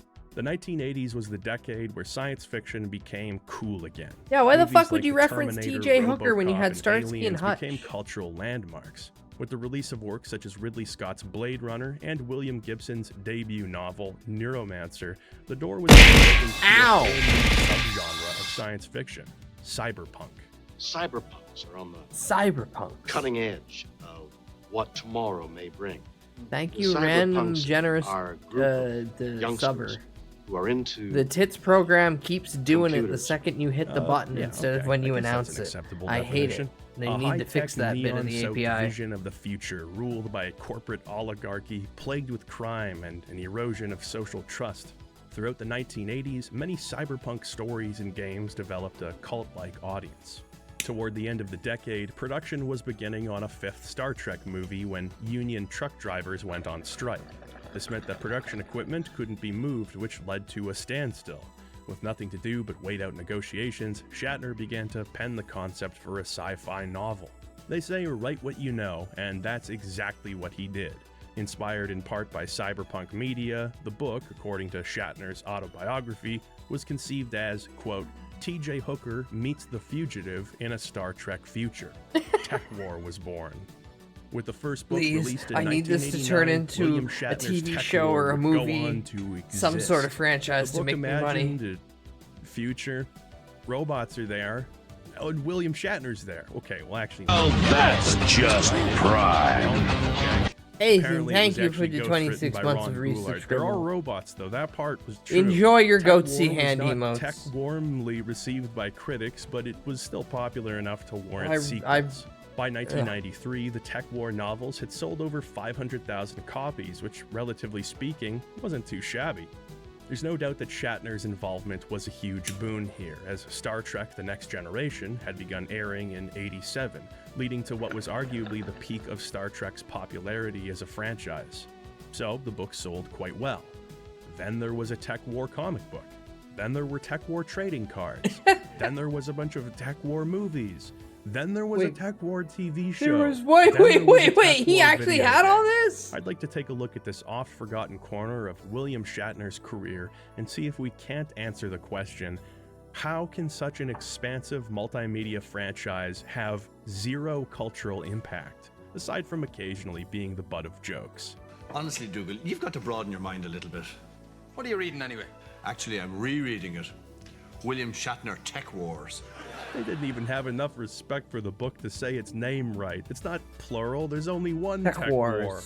So rustle yourself up Whoa, a soy Dale calf, Cooper. lace up your cyber Nikes, and follow me down the shat hole. After all, as a wise man once said, well, the kids have to learn about Tech War sooner or later. The 4 hands is an approach. I'm just happy it's not 2 feet emotes.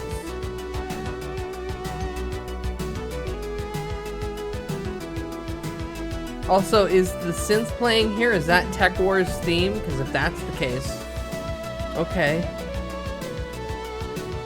No, never mind. Featuring the futuristic music styles of Uncle Willie. Oh, Uncle Willie, Will Shatner.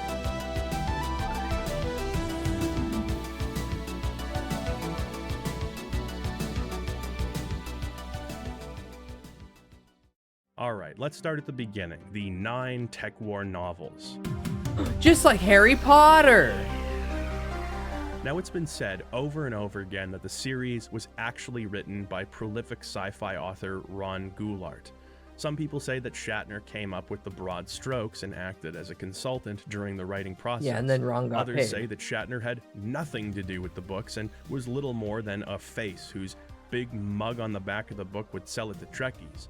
Say no to him. I dare you. Yeah, I I mean, can the see word both tech being is a plausible. letter away from Trek, so it would make sense.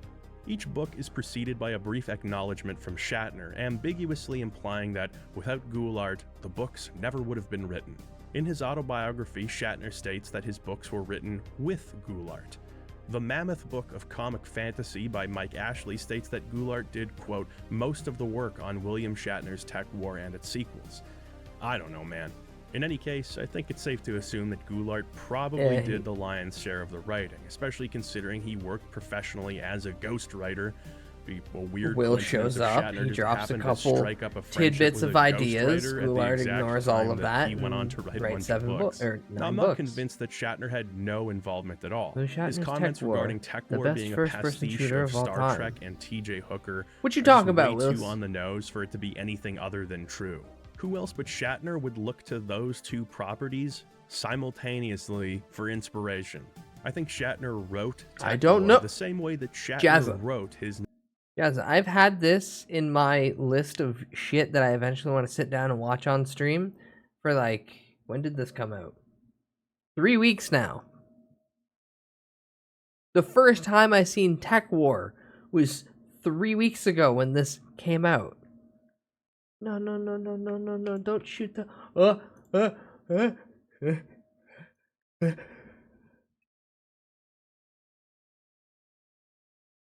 You get no sneeze for free. Oh, you get no sneeze for free. On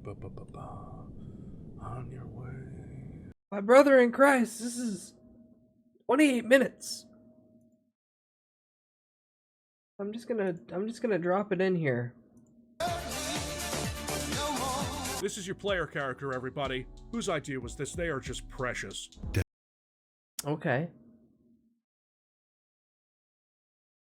Close to the worst. You can tell you're hitting someone because they go into their pain states, but they're all still shooting at you while doing this. So far, this is endearingly shitty, like a child's drawing, but they're all still shooting at you while doing this. So far, Yeah. this is endearingly shitty, like a child's drawing that you put up on the fridge. I just want to pat Capstone on the head because they didn't trace over any Doom sprites this time. Most of your enemies do the same thing, which is hit scan you with the Yippee, same words and another sound thing effects that over I and have over, no but idea in what every you're all level, you'll talking see about. a hologram of the tech lord you're looking for. Currently, It shoots this at you, channel. and you'll shoot it, but the game will say, was a hologram. Was a hologram. Thanks, Tech War. I thought it was a fucking ghost. Other build engine games had vertical mouse aiming, but Tech War? Nah, son, you're stuck with the keyboard. And since this game doesn't auto-aim like other classic shooters, if there's a guy above or below you, you're gonna need a couple of seconds to aim and hit them, if you can hit them at all. It says you can hold down caps lock to aim with the mouse, but that shit never worked for me, and that's fucking stupid anyway. You know, I'm not surprised, Capstone, I'm just disappointed. Health pickups in this game are med kits. boomer I'm shooter. sorry, Okay, I mean fair. medic kits. At least they're using Ks correctly now. Once you get the red and blue key cards, you have to find the one place in one of these maps where you can use them, so you can get...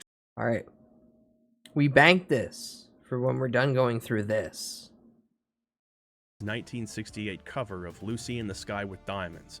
That is to say, somebody else did most of it, but his unmistakable voice have can be made an heard old throughout. fat Tech War Schnattner takes the place in the game's year protag. 2120. A police Where he's like officer dragging named himself Jake along Cardigan. if you take more than Come on, that has to be 14 steps at a Shatner. time Who without else but breaking. Shatner would think of the name Jake He Cardigan kinda and not leave it on the collapses. cutting room He doesn't- floor? you don't pass Anyway, out or anything, Cardigan he is just a falls cop with over. an addiction to a 22nd century drug called tech, hence the name, What? and has been framed for trafficking the drug. He's been made to serve time in an off-world cryogenic prison where he'll be frozen for 15 years. Only 4 years into his sentence, he's released from the freezer thanks to the influence of a mysterious man named Walter Bascom, head of the Cosmos Detective Agency. Unable to return to the police force and with questions... Chat, would you rather be frozen for the period of time or have the weird fucked up mind prison where you experience all that in your head, all that time in your head, but in real life nothing goes by? Do you want like the really bad trauma, or do you want like the societal impact of being physically away but also not aging with other people? Frozen, bigger chance of dying. Send me to the mind prison. I will emerge a god. I'd rather be frozen today. Okay. Don't people pay millions for that? They pay millions to have their dead body frozen in the hope that they can be revived. But, like, that's going on a couple different principles of science and, like, spirituality. I mean, at least in the mind prison, I'm doing something. Depends on how much control you have in said mind prison. But yeah, I mean, I guess. About his framing, Cardigan agrees to work for Bascom, becoming a private dick under his employ. You said dick. Ensue. The whole book series is sort of broken into episodes, each one presenting a new Me, I'll go with the icy Cardigan against the different adversary, frozen specifically dwelling. a tech lord. The tech lords are the big kahunas, the gang bosses that deal tech and rule the streets of great. I hate interrupting. There's a new Batman comic out right now, Absolute Batman, and they have a new. It's just a new take on it, which I always like an attempt to try to shake up the formula of Bruce Wayne's child trauma on a magnitude unseen in most cases, except for that James Bond game that's coming out where James Bond's parents and him were climbing a mountain, and somehow he is above them on the safety line, and both his parents are below him, and both his parents cut their line to save him, so he has to finish climbing the mountain and then to climb down, all while being a little kid. They're going a little bit harsh with that one. So there's a James Bond game, but Mads is Le Chiffre, the non-Bond game by the same devs. What? He's DLC for Hitman. He's DLC for Hitman, and the save data from that Hitman DLC will unlock something in the Bond game. So you get early content in another game that'll unlock something. It's 360 era shit, like Xbox and 360 era stuff of your save files matter in the abundance. You know, when the funny guy from the Metal Gear reads your save data and he starts calling out the video games at you. Do you know about 3D build engine games like Duke 'Em Nukem and Redneck Rampage and Shadow Warriors? Am I 300? Yes. Yes, I am. God, I love fucking Dookie Nukie, but not anymore. Not anymore. Greater Los Angeles. Maybe the terrible 3D The one. world of the books is like an amalgamation of Golden Age sci-fi with spaceships, Jetson-style flying cars, and Asimov robots, with a light sprinkling of gritty this is a bit consumerist much for me dystopia that to do characterizes prolific actors cyberpunk. in This is a very kitschy vision of the future where the aroma of baked goods is pumped through smell simulation devices at the local cyber mall, which is just a mall, but happy it's that in Matt the future. Mikkelsen's still doing stuff in video games. Technology is obviously a very important part of science fiction, and especially cyberpunk stories. Science and tech become increasingly invasive, yet undeniably convenient. This is what makes speculative fiction fun to read and meaningful to chew on. I know it's low-hanging fruit to look at old sci-fi and goof on the predictions, but I'm not above it. So much of the futuristic language No, some of the old fucking really predictions from portmanteaus, sci-fi like media glow pants should and have been techno real sex. things. That's all real, by the way. I didn't invent any of that stuff. It's from the books. My absolute favorite one is Xmas Fax. What? I did get an Xmas fax from her last year. What? I love the idea that not only are fax machines still widely used in the 22nd century, but It's so common to send people faxes at Christmas time that society has a dedicated term for it. Did you send a telepurim-gram later that February? You should be expecting a message from my Quanzarier pigeon any day now. In some ways, the writing here is reminiscent of author Philip K. Dick. If you're familiar with his work, that might seem like an insanely high compliment to pay Tech War, so let me quickly temper that statement by saying Dick's prose wasn't all that strong, but many of the ideas he wrote about were compelling and, more importantly, brilliantly explored. That rising tide lifted all ships. The as main far as point his was writing fantastic, concerned. and then everything There's else sort of was a golly kind of gee shucks padding in hokiness moments. in Dick's worlds that contrasts against all of the metaphysical themes he's exploring. It's very intentional. The banal and the recognizable connects us to his worlds. The concept of a robotic goat or a subscription-based dishwasher may be kind of funny on its face, but these ideas are often digging at deeper truths or predictions, many of which have manifested themselves in ways that we never internal would have heating expected. for your car. The thing is that Tech War is honestly trying to be Pay a $15 badass every month neo-noir and you thriller. make So sure when that people, your car I don't seats know, will smoke actually heat Astro up, cigars and go to and the the rest of the fly-in inside theater to see the smile. latest Robo film or something and drink a Milky Way shake, it mostly comes across Wait, are as the kinda Robo out of films touch now with the just changing the face of AI generated sci-fi. content? It's unintentionally charming now and then, but this vision of the future likely wouldn't have resonated with readers much at the time. You just can't be Xmas faxing people in a post-Neuromancer world, I hate to say it. So the very first book has Jake returning home from his 4 years of cryosleep. Cryosleep is a stupid-ass punishment. The point of a prison sentence isn't just to get somebody off the streets for an arbitrary period of time, it's to punish them. It's so that society receives justice, at least in theory. There's a similar element in the plot of the film Demolition Man, but they explain that prisoners it's the are model that forcibly Mike and Jay have rehabilitated now. using advanced techniques. So at least that Just kind a of makes sense. naked There's man. some retribution there. In Tech War, the prisoners get a nice little power nap. If a murderer gets sentenced to 25 years cryogenically FBI? frozen, they're basically FBI? taking a snooze and then Please look going at the through a chat room. mildly uncomfortable process when they wake up. Some punishment that is. I mean, I guess your friends and family are older, and that does suck, but He if doesn't know you're a the three psychopathic seashells serial technique. killer, you No one knows probably it. don't really give a shit. When Jake Mike returns home, owns he a finds his naked entire Sylvester life in Stallone disarray. now. He His does. wife divorced his frozen ass and got And he married looks like he's to a pleading wealthy for help when he's on his financier, back. taking their child and moving to Mexico. To top things off, because of his conviction and prior tech usage, Jake isn't allowed to be a cop anymore. Tech is an interesting facet of the world here. It's a drug which doubles as a virtual reality simulation.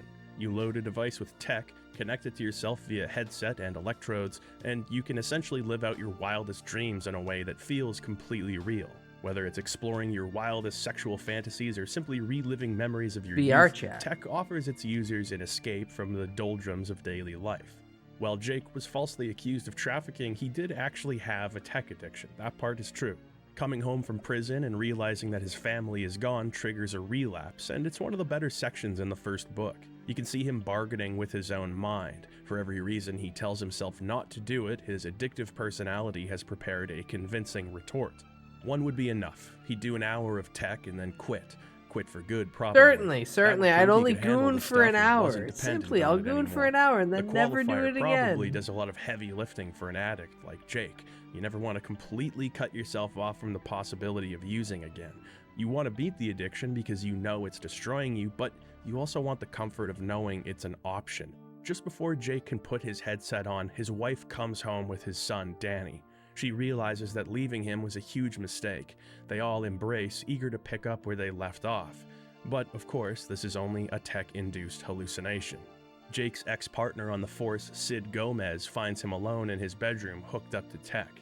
As he's disconnected from his fantasy, he becomes angry and disoriented, wondering where his wife and son are. Hi, being The cards. concept Hello, of a physically welcome in. addictive method of escapism, which How doubles you as doing virtual showing the reality, is a butt? legitimately interesting idea and ripe for How you exploration. doing showing the This butt? is especially true in light of VR and its tantalizing ability to You know distract what us from blows our my day-to-day mind? Back when lives, RoboCop becoming came more out, the prevalent idea in of our own officers wearing reality. bulletproof vests I also really all like the the time fact was that considered Jake science is an fiction. addict, having That to was back in constantly the fight 80s, his yeah. demons on top of dealing with whatever larger conflict Oh, is how the arising in times the have book changed. could add a dimension of vulnerability to his character, a great way to show his own growth and see how he contends with Lawnmower failure. Man? But the book just totally No, this is Tech War. is an addict, having to constantly fight his demons on top of I dealing wish with I didn't whatever live in larger conflict is RoboCop. I arising mean, in the book sadly, could here add we a are. dimension of It's vulnerability less to his cool, character, RoboCop. a great way to show his own growth and see how he contends with failure. And But the RoboCop's book not just cool totally because fails of the to do world. anything with Jake's world tech sucks. addiction. Once you're in the throes of addiction, it's the primary driving force of your life. It's what you think about when you wake up, it's what you plan your day around. So the fact that it just instantly takes a back seat after the scene kind of makes tech look not all that bad. It's described in the back of one of the comic books as smoking a cigarette, only with a virtual reality twist to it, and no smoke. I have to say, that doesn't really sound like a cigarette at all anymore. They probably should have just picked a better analogy. Tech, instead, is mostly used as a surrogot to bring the whole Waiting for war Punch on Punch drugs Forever into the episode 4 world of keeps me tech. going. Just one Indeed, more this book more came out episode in will show up. 1989 during Whenever the it height shows of the up. Just Say No campaign. You gonna do Jake's drugs? relationship with tech You gonna isn't go to hell introduced as a before you way to die? explore the nuances of tech use, nor his inner conflict as both an addict and a police officer. Rather, his personal Yeah, there's no history with tech OCP. is mostly just a reason for him to hate drugs more than anybody, and that's what Tech War is all about. It's a war on tech, see? It's about Jake shooting drugs, not up, but in the face. Lots of bad guys in Tech War use tech habitually and smoke not joints, but I mean, everyone was marijuana shooting him. Even the cigarettes. Japanese I can Yakuza practically showed up hear to shoot William him. Shatner fighting tooth and nail with Ron Goulart to have them called jazz cabbage rollies, but alas, they Jazz are cabbage marijuana rollies. cigarettes. So Gomez, who now works for Bascom rather than the police force, gets Jake a job at Cosmo's detective agency, where the two work as partners once again. Here, Jake finds new meaning in his life as a PI, which in this world basically just makes him a police officer again. As I mentioned, each book largely acts as a self-contained story, which means the stakes are never all that high. And there's plenty of Deus Ex Machina resolving situations towards the tail end of books, like an earthquake killing the bad guys, or a surprise SWAT team showing up and saving Jake's ass. People Wowie. die, but Jake never really feels I like assume he's in this is all real video danger. game content. As that far I've as the seen. quality of the writing Thankfully, goes, is the not immersive great. landscape. First of all, the expository dialogue is ridiculous at times. Jake always thinks out loud. He literally can't stop describing things that he's thinking about, or even things that are currently happening. Oh, beautiful. A great example of this is a part where Jake stumbles across a bunch of robotic bulls. They're dormant, turned off, Jake said to himself after watching them for a few more seconds.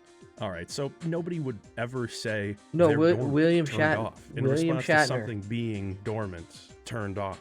You would just look at something and you'd know whether it was turned on or off. The black bull made a nasty sound, came galloping right at Jake. His horns were made of stainless steel, the tips knife sharp. Waiting until the giant robot was almost on him, Jake dodged to his left. The bull rushed by him and slammed into the wall, causing it to shudder. Maybe with some fancy footwork, Jake reflected, I can avoid these guys for a while. And then moments later he says, maybe I can maneuver them into crashing into each other. Jake's monologuing is the literary equivalent of a modern action-adventure video game where Wow, if ahead you of don't its beat time. the boss in 20 seconds, your character starts saying things like, wonder if that chandelier above him will fall. Maybe that boomerang I found earlier. And while we're talking about the bulls, it's a good example of how stilted some of the action in Tech War feels. He stood still, wide-legged, trying to keep track of the actions of all three of the dangerous mechanisms. The other black one came galloping suddenly for him. Jake sprinted over to the opposite wall. The bull missed him. Jake pushed off the wall before the bull could get itself turned, then he ran straight at the Crimson Bull. That one lowered its head, pawed the floor, and charged. Turning, Jake started running toward the other bull. So action scenes in Tech War all have the rhythm of this haunted McDonald's creepypasta I read a while ago. We got terrified. I tried opening the door, but it was locked by a rusty master combination lock. We didn't have time to figure out the combination, so Zach pulled out his gun and shot at it. It was finally unlocked. It was In Tech War, finally you know, it's unlocked. not so much about guiding the reader through intentionally constructed passages to alter the emotional tempo of a scene. It's more just like a list of things that are happening. That's not a great approach when you're trying to build suspense. You want fantastic to use approach some for descriptive the language, wider kinda audience. reveal things in a way that might surprise the reader. Imagine that Jake is on the ropes, putting himself in harm's way. Jake, what's he doing, you say to yourself. As the bulls close in, Jake smiles to himself. It becomes clear to the reader that he has a plan, but not clear what that plan is. In a nearly fatal gambit, Jake goads the bulls into charging at him. He dives out of the way at the last moment, causing them to collide in a twisted mass of steel and circuitry. We'd learn about Jake's character. He keeps a cool head and makes decisions quickly, but he's also a risk taker. Allowing the readers to simply witness and infer this instead of telling us outright impresses those facts upon us. No, Instead, I have Jake to just assume that announces, Jake is running "I'm gonna around go ahead yelling and all make this, these like, bulls huh, crash into each they're other not- now." And then he spends they're the not page on right now, they're performing the off. necessary actions to make They're that happen. immobile. We know what Jake's thinking and doing because he can't shut the hell up about it. That kind of no-frills point A to point B writing works with some of the dialogue, but it results in some pretty lousy action. You read passages like, "Kate glanced around nervously while Jake paid the sombreroed robot at the gateway of the indoor park," and you think to yourself, well, this has got to be the best book ever. But unfortunately, it's let down by some relentlessly boring action. The future as envisioned by William Shatner isn't totally devoid of interesting characteristics. Yeah, there's Jake's Lex assignment Luthor from back there. Bascom is to find Leon and Beth Kittredge, a father and daughter research team who have been developing ways of neutralizing the properties of tech.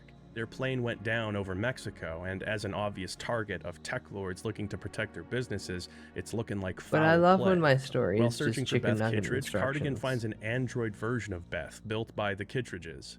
She looks identical and retains all of Beth's personality quirks and memories, but she's an Andy. They find mech offensive, you see. She joins Jake on his search for her creators. With his marriage in fucking tatters, he begins Andy? to fall for the synthetic Beth, despite They having a short bias formed against Android to androids, and she Andy. Oh, develops that's gonna feelings for fuck Jake, me for up given lack the of better Twitch term. variation of The energy Andy. of the story picks up a little bit here because Jake has somebody to bounce ideas off of and confide in. A human falling in love with a realistic android isn't the most original sci-fi concept, but it's a great way to explore some relevant themes. Tech War doesn't really do that. Jake and Beth's relationship is just weird. They don't have much in common or any reason to care about each other, but then every chapter or so, one of them kisses the other on the cheek. The relationship could have provided an Fist the interesting Andy. lens to explore Jake's conflicting feelings. How can I Careful of fall the in love with angles. someone that isn't human? This leads to a classic sci-fi question that binds both Jake and Android Beth. What is a human? If she thinks and feels the same as Jake, what makes her so different from the real Beth? Can Jake ever be sure that she does think and feel the same as him? The possibilities here are endless.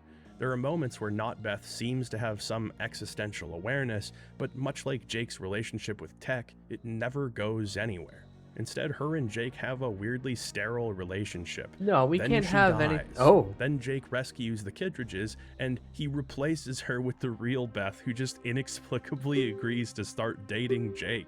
But it happens between books, so we don't get to see him explain to her that he's already in love with her, despite her not knowing who she is. She's just like, okay, yeah, it seems like I would probably date you, so I guess I'm gonna. The android Beth's death means nothing to the story, and she's treated as a stopgap until Jake can start dating the real Beth. Then the real Beth dies later. Then Jake is sad, but I think neither Shatner nor Goulart were up to the task of writing a man struggling with grief, so at the beginning of the 5th book, Jake just says, "It's time for me to move on," and then he's just fine after that. To be fair, when the real Beth dies, he's so upset that he relapses and uses tech. Once again, it's just used as a relatively consequence-free way of showcasing that he's sad. His partner, Sid I'm Gomez, so who sad, works with I'll him at do Cosmos, digital just finds him drugs. using tech and says, "Jake, Ah, stay away I'm from done that with stuff." that. And that's the end of it. By the way, there's a lot of Mexican characters in Tech War, and they all do that thing where, like, every sentence there's at least one errant Spanish word. Like, "Watch it, Jake, they almost got you in the cabeza," or "The last thing I want is for you to turn up muerte." Look, I'm sure there are people who talk like this in real life, but I'm not kidding. Like, every Hispanic character in Tech War does this. It's Shatner's emergency inject personality button. There's a character named Listen, Winger, if you make a them say humanoid one robot who foreign works word, for the you'll know. GLA police department. They're not He all keeps tabs English. on Cardigan, acting as a sort of They're parole character. officer. He's an entertaining prick as a character and makes Thank for a you, good Will. Thank rival you, for our Will. We'll protagonist, we'll but keep writing these unfortunately he notes. only appears in the 1st book, which is a shame. Android Beth's death scene involves another concept that periodically shows up throughout the series, that being kamikaze robots. There's been a rash of killings around the US involving very human-like androids being reprogrammed to kill a specific target once they're in I range. mean, if The you're way the it's evil introduced guy, is isn't actually that like pretty the clever. perfect Jake and scenario? Gomez Your meet with an bomb walks informant to only its to find themselves in the destination? vicinity of an android bombing. It creates a sort of paranoia, like you have no idea who's real and who might be a literal ticking And if you time have an bomb. actual I would say target, that they can like unreality is a major commune theme with throughout it and tech get war. real close Kamikaze beforehand. bots They can impersonate definitely humans confirm. to kill other bots who are also impersonating humans. Humans dress up like androids for the sake of high fashion and have sex with human-like androids for the sake of convenience. The plants are fake, the snow is fake, glass and metal are plastic, and tech helps people create a fake reality for the sake of escape. Anyway, the kamikaze android thing, What do you mean like the everything metal's else in tech plastic? war, it's a neat idea that is just dreadfully underutilized. They basically wheel these things out whenever it's time for a dramatic moment and then forget about them every other time. Jake and Android Beth are walking around in Acapulco discussing their next steps. Suddenly, Jake sees his son, Dan. Not having seen him for some time now, Jake is elated and starts running towards Dan. Dad! It's my son, Beth! Jerking free of her, he started running. The boy was running too, dodging through the crowd. Dad! No, don't! Sprinting, Beth caught up with Jake. She gave him a sudden, rough shove. He stumbled to his left, fell to one knee. Beth kept running. It was she who met the boy. He tried to avoid her, his face growing dark with anger, but she threw both arms tight around him. They went staggering against the nearest plexiglass wall. The wall cracked. A whole jagged section broke free under their combined weight. Then came the explosion, while the two of them were still dropping. The remains of the two of them were flying and spinning, scattered forever. Oh! Twists of metal and plastic, shards of glass, unraveling ribbons of bright-colored wire. He wasn't Dan, he was a kamikaze android sent to kill me, Jake said to himself. Beth sensed that. Yeah, thanks, Jake. I got the gist. This fucking guy doesn't trust you to interpret anything. This whole scene immediately becomes comedy because Jake is like, let me run down what just happened here in case it wasn't all like very clearly explained already.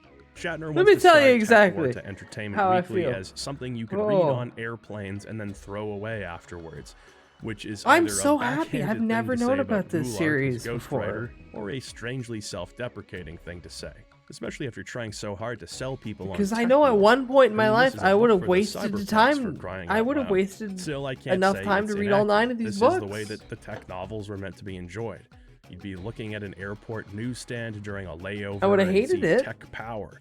Holy shit, a robot Holy that shit. looks like he's blowing a huge fart, Nazi death race cars, poodles for some reason. What? This Wait, has what? to be awesome. Then you find out that all those individual elements have almost no part to play in the story, which is a Not even the pulpy poodles? detective novel with some I swear okay some of these ideas writing here and there. failures are I what will the say the average initial Tumblr 3 books comics were do given the constantly. audiobook treatment with Shatner as a narrator. Yeah, you can The wide enough story was net. heavily abridged, giving more Tumblr's of a cinematic definitely flavor. the harbor you can You go know what? to and It's cast not a that bad way wide to net. experience Tech War. See what Whatever that treasures are statement is absolute worth. slop you get to drag Jake, up. hop aboard. My uncle sent me to find you and he wants to talk to you.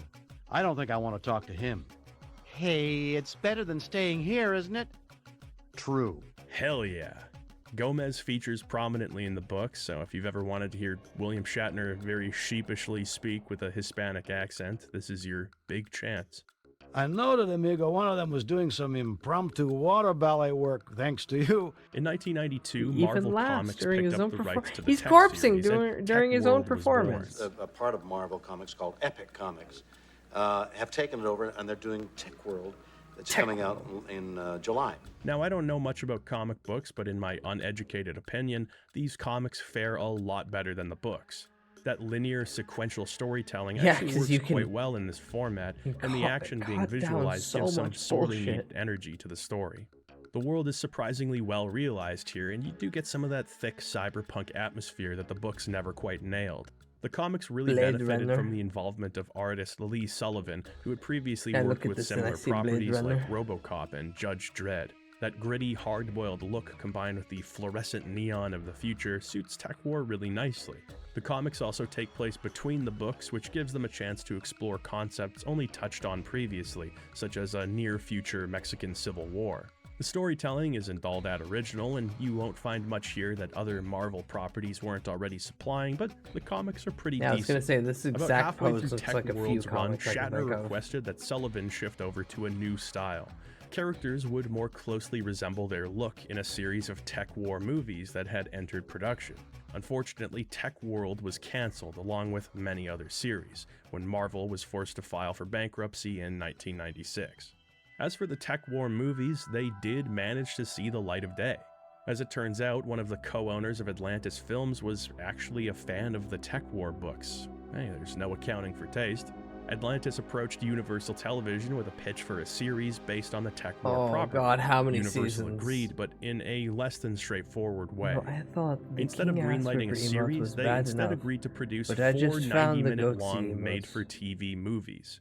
These would ostensibly act as a series pilot. If the movies found decent viewership, they would agree to move forward with a weekly television series. Because of this, the you 4 can add Tech them to War so movies many that were different produced things. are officially referred to as Season Where's 1 that? of the television series. It's a bit of a convoluted format, but it was actually shared by Yeah, a few this other one. TV series on Universal's Action Pack block Like back in that. the day. Hercules, The Legendary That one Journeys works so actually well. began its life Welcome as in, 4 comrade. TV movies as well. Weirdly enough, a Oh, Smokey and the God, Bandit TV show was set to follow the same trajectory. One of those movies is called Bandit. Bandit. The first Tech War movie, which was directed by William Shatner himself, aired in 1994. Well, the when he'd begun Hercules writing the first mentioned novel back in the late 80s, hurt he'd pictured 'cause himself Kevin in the role Sorbo, of Jake but Cardigan. there was Now, the Bandit, recognizing he was Bandit, too old to what? play the part, he cast himself as Bascom, leader of the Cosmos Detective Agency. Jake would be played by actor Greg Evigan. As the series was produced in Canada, the rest of the cast is a veritable who's who of Canuck TV actors. And I really mean that, who's who. I'm Canadian and I don't know most of these people.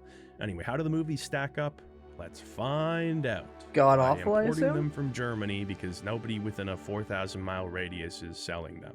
Get used to this quality, by the way. I'm convinced that these movies only exist as Back, bootleg I VHS see. rips, You have even in their completely forgotten official how release batshit form. crazy you are. I guess it sort of adds a certain je ne sais quoi. Good. Heavy user at the time of his arrest. Good. The court finds you You guilty get to and sentences you to 15 years in re-indulge cryogenic and immerse incarceration. yourself The in first movie lunacy. is definitely the most Let it faithful wash to the upon books. It opens in exactly the Giggity. same way, with Jake Cardigan being How released far are from we in cryosleep video? only 4 years into his 15-year 34 sentence.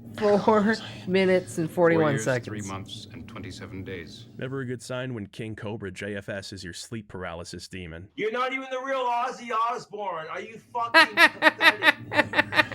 Wait a minute, Winger? But in the book it says the gleaming broad-shouldered robot was wearing a spotless white suit and his chrome face and skull were freshly polished. Who the King hell is Cobra this? mentioned A always lot has good, changed always since you good. went in. Proceed.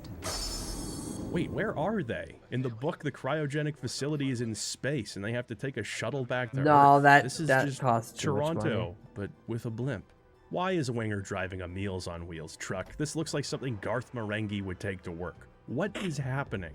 Well, allow me to explain. When the show was initially being pitched, Shatner knew that they wouldn't have a budget for anything interesting. You know, sombreroed robots, flying cars, glow pants.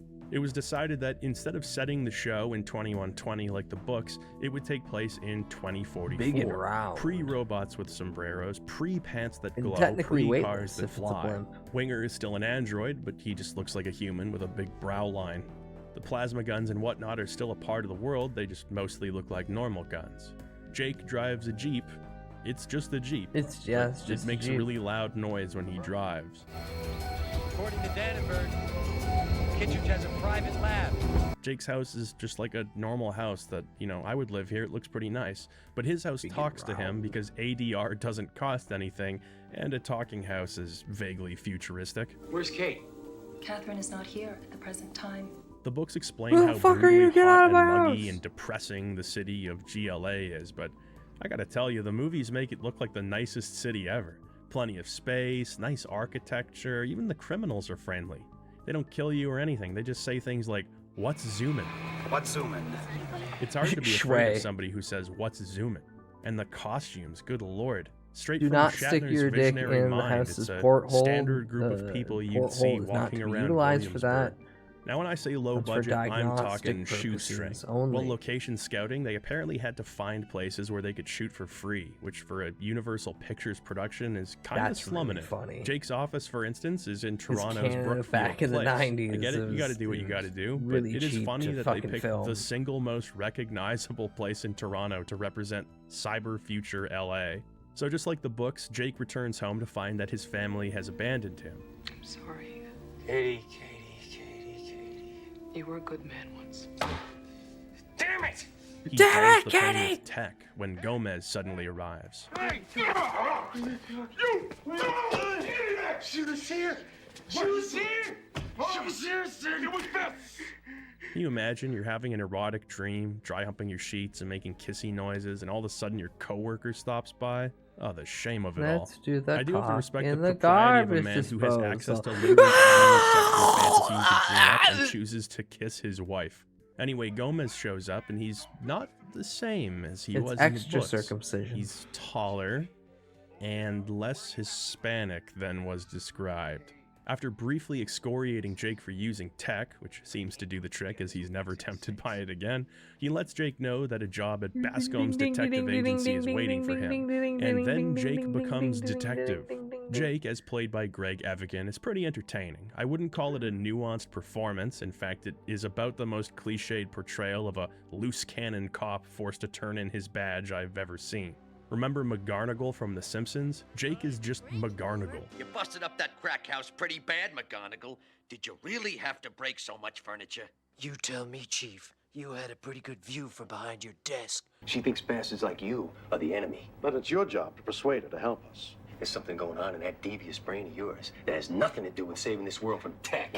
Man, this dialogue would make Max It's Payne funny you weep. call him Sometimes young Jake Shatner is a in the cool-headed, 90s. wisecracking It is smartass. He turned his back on you. all relevant That's to a the good reason to current want him dead. age. Other times he's a hot-headed rule breaker. What the hell is going on? And not a whole lot in between. He's a man of extremes, I'll put it that way. His boss, Bascom, as played by William Shatner, is definitely a highlight. After the comics, I was prepared for Bascom to be a dangerous, secretive, and pragmatic man.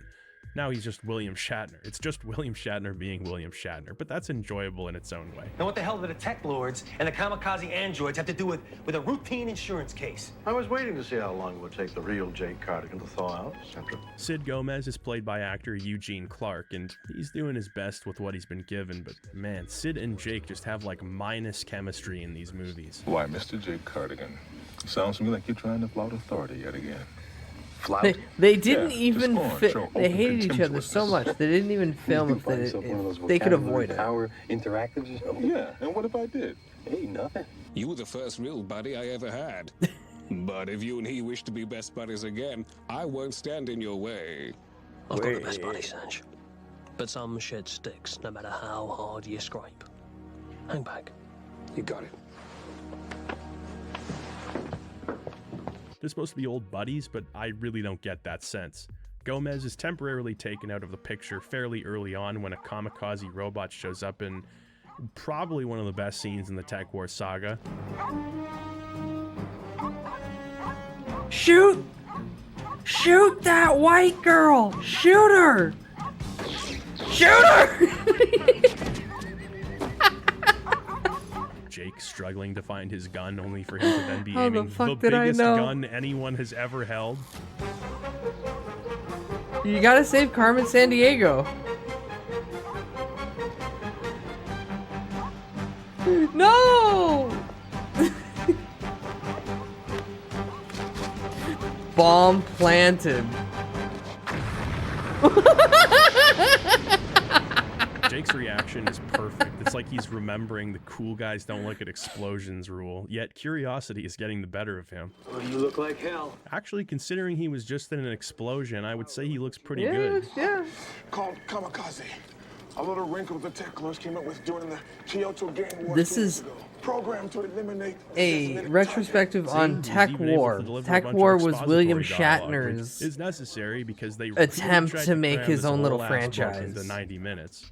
As a result of that time crunch, there are so many characters who show up for the express purpose of giving Jake info that moves him to the next scene, and then they're promptly forgotten. This might be one of the most disposable casts of characters I've ever seen in a movie. There is just no time to linger here. Most of the acting here is pretty rough too. Got it. Yeehaw! It is left the back door wide open. Her heart was not in that yeehaw. Where a take is unusable, Yeehaw. ADR is used I'm in the very often knowledge to for cover the things up. That first-person is shooter additional William dialogue Shatner. recording. First-person dubbing. How's this thing supposed to work?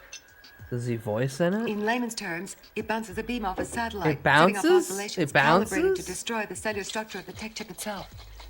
I hate to hear the He's scientific in it? version.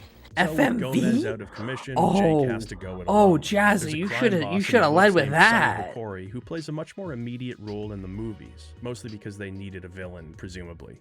Turns out that it was Hokori who framed Jake, so he meets him at a factory outside of town to take care of unfinished business. This is where you killed your partners, right where you're standing. All right, Sonny, we got about 7 seconds to deliver 4 minutes of exposition, so on your mark, get set, go. You were selling us tech you confiscated on the streets. Your partner discovered what you're up to, so you killed them to save yourself and your precious reputation. Lie! Why would I lie? It's a lie. Why would I lie to you? Just trying to outrun him. I've never in my life seen a movie that had the gall to include the line, "We're the same, you and I," and not have it be a joke. Sonny's men come to his rescue, and I have to say, they are not an effective fighting force. Jake loves grabbing onto things and kicking people. One thing you'll notice about action scenes, they're usually so underexposed that you can't actually tell what's going on, and I think that may have been intentional. Yeah, you hear the sound and Why you did he know punch that he like moved, Why and did he you punch put two like and two that? together. Why was the man with It's fine. depth perception issues sent to pursue Jake? Moreover, why don't they have guns? Everybody has guns in this world, See, I except for did the see guys that. that need them. I mean, they're trying to kill Jake, right? Sonny is gassed up as this criminal mastermind. Maybe it's the fact that he was introduced to us running away from Okay, Jake. have fun being a gay little Maybe it's autism his creature. screen presence. Maybe it's his knucklehead bodyguards, but Sonny doesn't make a particularly threatening villain to me. But it's not about what I want. It's about what Tech War wants. And Tech War wants Sonny Hokori to be the villain for the next 4 movies, so I guess that's just what's gonna happen. It turns out that Sonny wasn't Wait, present how at all. many He was Tech only War using a movies holo are there? projector.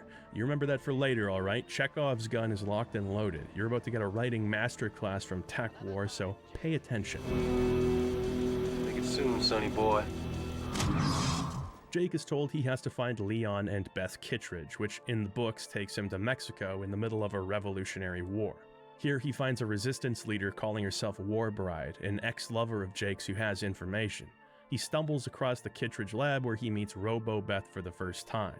It's kind of a cool aside, just because me you don't guess, really see none of this Latin is gonna be in America the movie. portrayed in cyberpunk fiction all that often, and also the rainforests of Mexico are a nice reprieve from all the metropolitan locations. In the movies, Jake doesn't go to Mexico, he goes to like a field outside of Toronto. This establishing shot just screams cyberpunk, doesn't it? Jake finds the android Beth, played by Tori Higginson, who went on to have a major role in one of the Stargate TV series. I'm Beth. Hell, you are. You're a mech. I'm an android. Unfortunately, there's not a whole lot of chemistry going on between android Beth and Whoa, Jake. she's naked. There's things you'll never understand, no matter how much data the professor pumped into your circuits. Don't underestimate my capacity for human emotion. Would you And come how and much watch she my can be back? pumped with information. Don't underestimate my capacity for human emotions. No, not gonna Let's get do money. another take. Okay. All right. What does it mean to be in love? Okay. Why does this look like a Key and Peele sketch? Why does this look like a Key and Peele sketch? Did he edit this in? Is this real? My breasts contain terabytes of data. How much? It's like Lady D from Resident Evil 8's entire ass. Polygon count is more than Resident Evil 1. Yeah. Also, I'm pausing it here because ads are about to play. And I cannot allow people to miss. / I need to go. I need to go fucking put something away in the kitchen. I'll be back in 2 minutes, I swear. I swear to God. I swear to God. Enjoy stupid shit before we go back to potentially lame stupid shit. I don't know, but it's amazing how long it took me to realize Jill from RE1 Remake had jiggle physics. 2 polygons go up, and then 3 go down. Full Metal Malcolmist.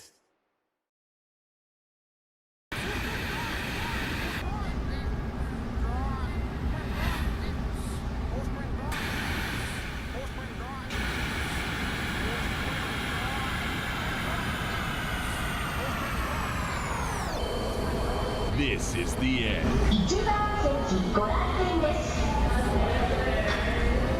Wait, you're the guys who's gonna fight me? I'll have you know, I'm the strongest character in fiction. No one can ever defeat me with my go gadget murder Goku.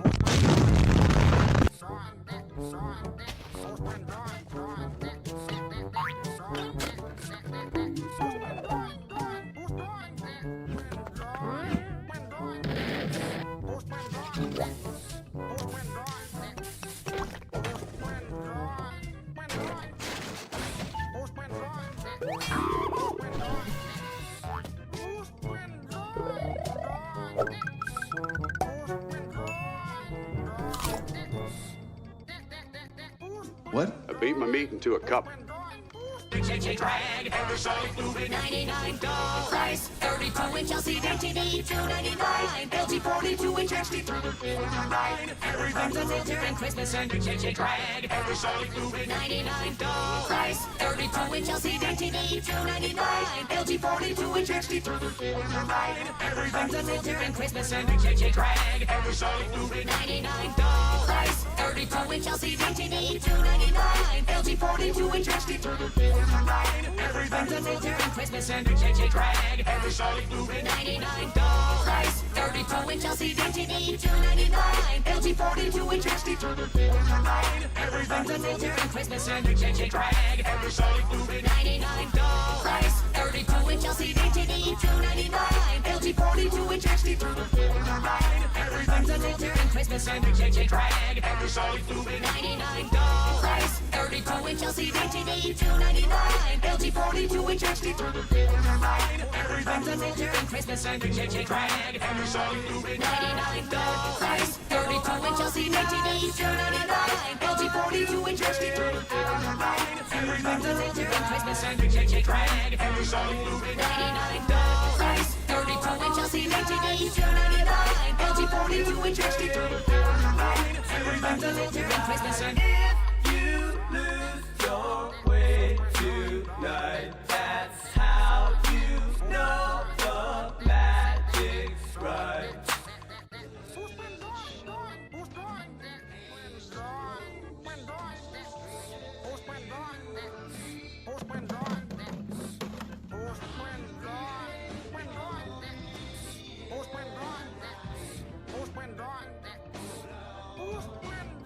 If a person has ugly thoughts, it begins to show on the face.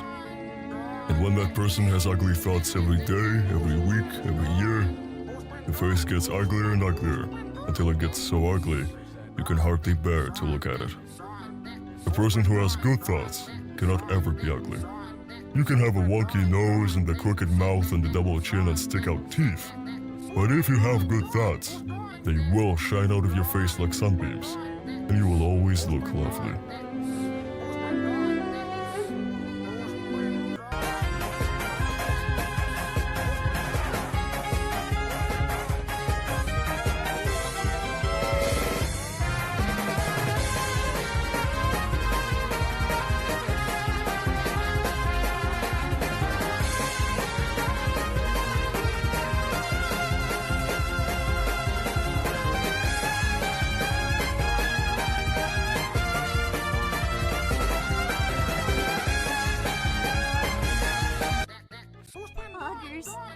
Please.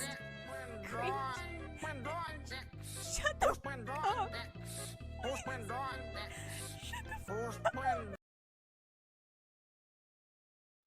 Full Metal Malcolm.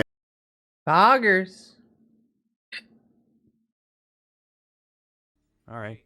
What does it mean to be in love? Hello, I'm back. Someone else's life means more than your own. Hey, R-Truth got released, and then they signed Ron Killings. It's great. One part It's great. I definitely don't remember from the book is when I'm Android slightly Beth upset I and Jake didn't go to an watch ice rink to fight a hockey-playing robot. Money in the bank. But only for that. Hold it! Gotcha, bitch. Damn it, I can't tell which one's the real Beth.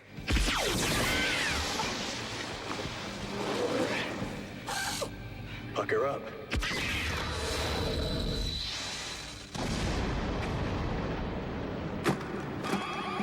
I'm somewhere between I can't believe they rushed through every dialogue sequence to make room for this scene and I'm so glad they rushed through every dialogue sequence to make room for this scene. The action in this movie is just absurd. I had the same reaction Is myself. the hockey scene necessary because they're filming in Canada? Hey, wait, no, you guys aren't gonna drive away, are you? Come back. Since there's no Mexico in this movie, War Bride, played by Sheena Easton, big get, is no longer the leader of a Mexican Revolutionary Front. She's just like an eco-terrorist or something? I don't know. They are filming in Canada. I'm surprised they have anything that closely Every time resembles War a gun. Bride is on screen, she's delivering exposition, but I still don't really have a sense of what she wants or how she fits into the world. Upsetting of she tech doesn't war. have a robo arm. They should have painted one of her arms silver. Revolution until my country, the earth, is returned to the plants, the animals, and the people it belongs to. She just commands a paramilitary force like half a mile outside of Los Angeles and nobody's doing anything about it. She's just the less she and Jake share an convincing uncomfortable kiss while Android poison Beth gives ivy the dreaded that gritted doesn't teeth wanna kill glance. humanity, just My gets rid of jealousy inhibitors are corporations, being like, overloaded. half She's the basically effort. just here to be Yeah. like, Jake, Sonny's base is over there. Not even an Now ice let us pun. never Ice speak to again. sea. And, you know, You're that's it out for War Bride. cold. Shortly after their meeting, disaster strikes.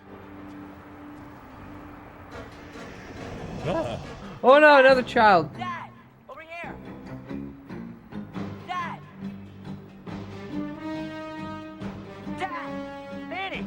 It takes him like 15 dads before he even responds. What's wrong with this guy? I love you. Why? That's my son. I love you. Why would He fucking vaporizes in this shot. Look at. Oh, hold on.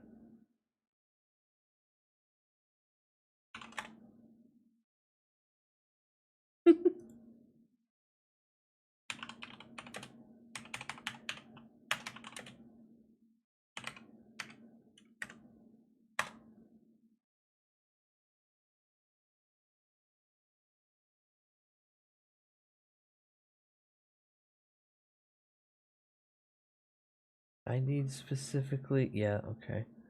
I hate that it's gonna be.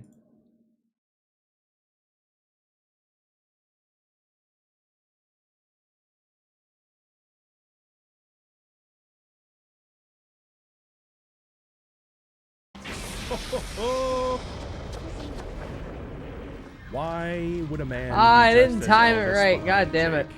We immediately cut to the next scene where Jake and Sid are infiltrating Hokori's base.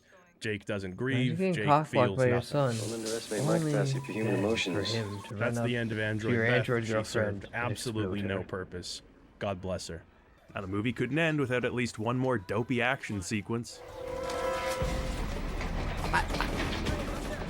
I'm kind of at a loss though, because most of these robots kind of just do themselves out. Grab the bar, Well, no, the Jake. one blonde girl Yeah. did actually. At long last, the great end up doing holographic what- Sonny ooh, what? Okori gag pays off. Do it.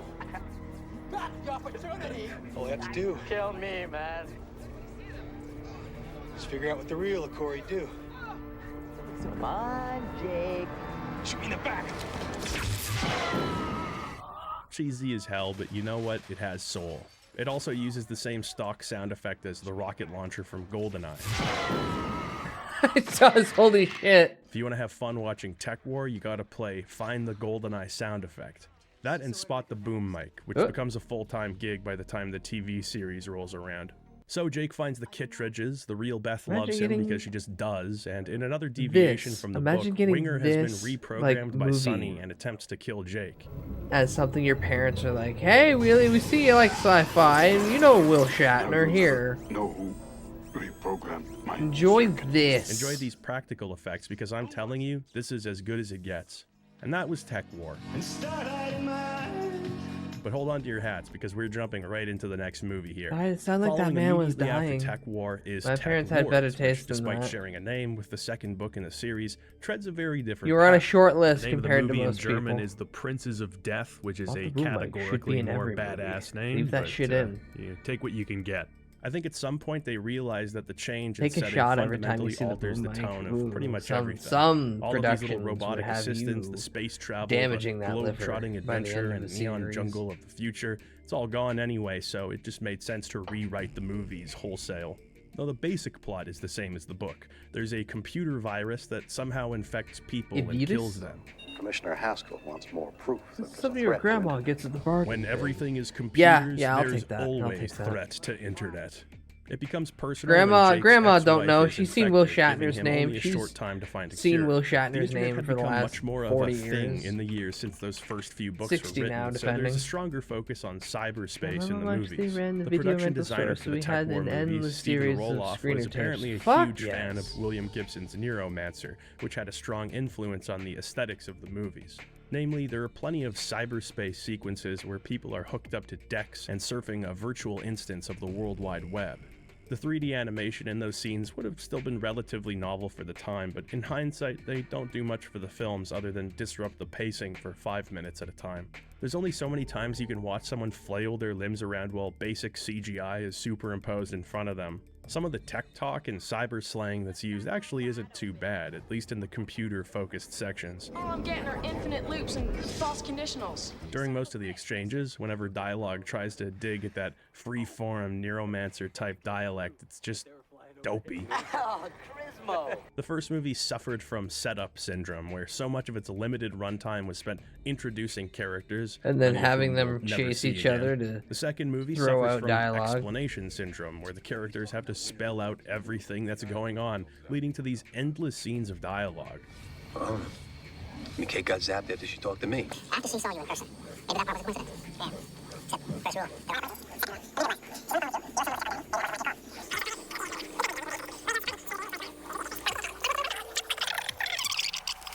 This movie deals much more with Jake's divorce and Kate's marriage to Bennett Sands. She made this, you know. Did we During her also get to pottery see phase. the little blonde android girl blow up grandma? Whoa. I get that he's upset, but like, you were arrested for drug trafficking and sentenced to 15 years in ICE prison. Is it that insane to imagine your wife might want to move on with her life? Also, you've literally been in 2 relationships since you were unfrozen last week, one of them being a robot, and you made out with Sheena Easton publicly. Jake interacts with his son a lot in this movie. Bennett says he's gonna let me drive it. His son kinda sucks. I don't really know how to explain it, but I wish he'd get kicked in the head. Stepdad Bennett is trying to formally adopt Dan, so he shows up to the park in a limousine. A state-of-the-art 2044 limousine. When he was a kid, there was these birds that used to just live in the city. Get out. Okay, I literally just heard seagulls at Jake's house like 5 minutes ago. I don't know, maybe they're the apex predators. So with Kate sick and Dan between fathers right now, which is beyond perfect actually, since Greg Evigan starred in My Two Dads. Oh. He's got experience. It's not a gay show, they're just two dads. No, they're just two dads. There's a rivalry building between Bennett Sands and Jake Cardigan.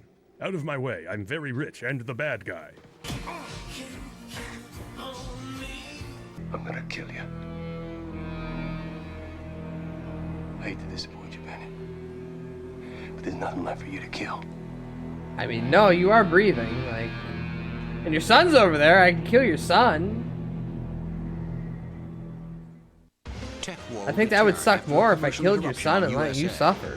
While you're in bed and sweetly dreaming, somebody's mama is making biscuits made from scratch.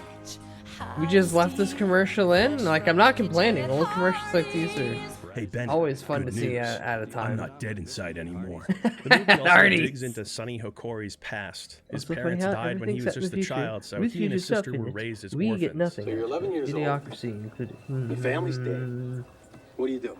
I don't We're know. getting the His sister died, mindscape of but somehow had her Idiocracy. That's consciousness something uploaded close into out of the internet, movie. and now she's trying to infect people with a computer virus so she and Sonny can, I don't know, rule the world or something, I guess. Sarcastically, there's some great action scenes in this movie. In between these endless, lingering, establishing shots.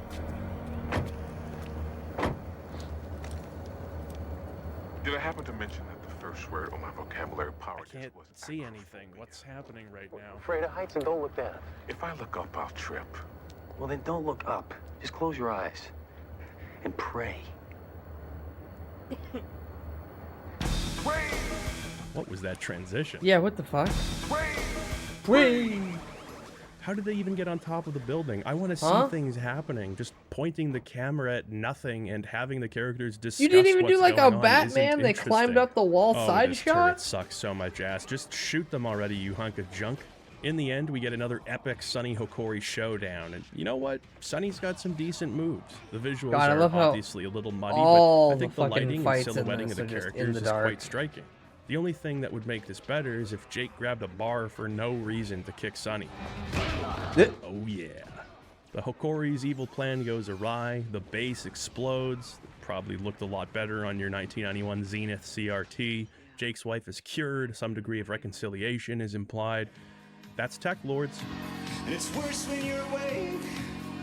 Up next is Tech Lab, and it is certainly the weirdest case among the TV movies. God, this I is this the movie most. Twice for some reason, and Hey, the did Tech you Lab like dichotomy, as Star far as I Trek? can figure, is one characterized by pure Please absurdity, give us money meeting for this. unrelenting boredom. I suppose that's just the Tech War dichotomy. Tech Lab begins at a gala hosted by an English family, comprised of several English people, but mostly Canadian actors doing very unconvincing English accents. English royalty.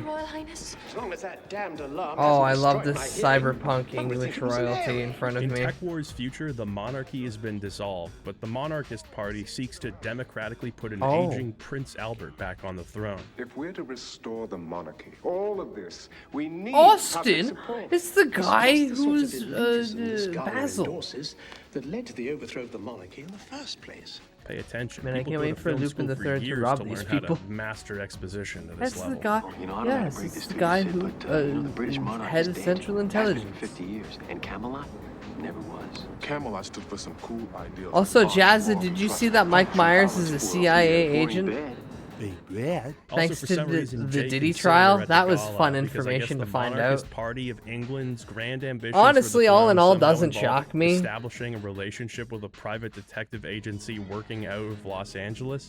During the event, which Makes is being that- hosted makes in a that museum, Katrina a group of thieves disguised as statues of telethon knights scene managed to all the steal more funny. Excalibur, as in the sword Excalibur. Wow, it's just Excalibur. The legendary sword that does not exist in real life. They take it. No, it's right Prince there. Albert is found dead. Whoever did this will pay with his life. My word on it, Father.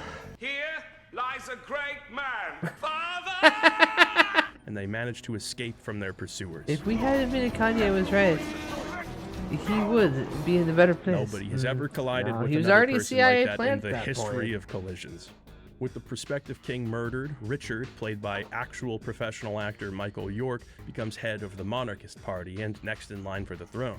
Speaking of professional actors, Richard's love interest? Rachel is played by Laurie Holden, one of precious few actors who managed to break the Tech War curse. I don't know much about the television shows, but if you've watched The Boys or The Walking Dead, you'll probably recognize her. Oh, I'm okay. proud of her, even though her English accent is not very good. He's at his private club for a couple of hours more. A couple The of British hours Empire more. Club. The There's a British mystery afoot, which Empire. means Jake and Sid are back on the case. Resurrected and reprogrammed. Wait, why is Winger back? If he wanted quality help, he should have hired a droid. Bro, you were literally reprogrammed to become evil one movie ago. If it can happen once, it could probably happen again. Bascom, as a dear friend of Prince Albert, is fixed taking that. the case very personally. Well, then use me. Put me to work. We put a I thought this Prince firewall Albert in him, was a now friend of he's yours. fine. Hey, you got Which Prince would probably Albert be in the the can? actual Well, response. you better let him out, because he's dying in there. And if you don't watch your ass, you're gonna be next, big guy. Excalibur's worth isn't in the precious metals it's made of, it's in its meaning. It's a symbol of truth in a corrupt world. Without it, the king can't take the throne. I need to know that William Shatner knows that Excalibur isn't real. In the world of Tech War, being in possession of Excalibur proves the legitimacy of your claim to the English throne, which is just completely insane. The legend of King Arthur says whoever has Excalibur is the true king. The book that this movie is based on, also called Tech Labs, 2 features an Excalibur. It's the name of a criminal syndicate trying to manipulate English politics. It's like the people adapting the book saw the word Excalibur and they were like, yeah, okay, I guess that's what the movie will be about. And William Shatner, because he didn't actually write the books, was like, yep, that's right, you got it. It's about the sword. Michael York as Richard undoubtedly steals the show. this is Even so with some pretty funny. hack dialogue, he does a good job of chewing the scenery and coming across as a pompous yet charismatic ass. Unlike Tech, this is not a fantasy game. Jake heads to the British Empire Club, which is apparently a thing in Neo-Los Angeles, to have a chat with Richard, who challenges Jake to a virtual sword fight. Welcome to Camelot, Mr. Cardigan. That's not Camelot. I don't know what castle that is, but I have a feeling it's within driving distance of Toronto, and there's a canteen in the basement where you can pay $16. Wasn't his for a whole poutine thing that made he with was addicted to pancake. the VR Richard's shit? televised address regarding the death of his father is interrupted by hackers. Richard Stewart shall not be king. He cannot rule without Excalibur, and he no longer has it. That's the man who killed my father. I'd like to remind you that this is a futuristic cyberpunk detective show. With the hacker signal triangulated, Jake and Sid head to jolly old England, or as I like to call it, Toronto, but there's a guy dressed as an English Bobby. Also, sometimes there's some Cockney ADR in the background to remind you that it's England. Hope you don't mind sharing, guys. They almost would have been better off taking the Wayne's World 2 route here. I can't believe Paramount is spending the money to fly us to England. Virgin. I would have thought they would just use 2 doubles. Here we are at Piccadilly Circus. Wow, what a shitty circus. Jake and Sid end up befriending this Coronation Street ass-looking cab driver who has more personality than most of the main characters of the film. Not many of us don't know where the king lives, Doc. $75. Yes, I don't know what he just said, but this guy is the best. All of the English What the hell characters does- are hilariously John Travolta says stereotypical. They poppycock. talk to some nattering old woman at one point, and it's God, he looks like Jim Carrey in this shot right here. Too much. That's uncomfortable. John Travolta. Whoa. John Travolta in.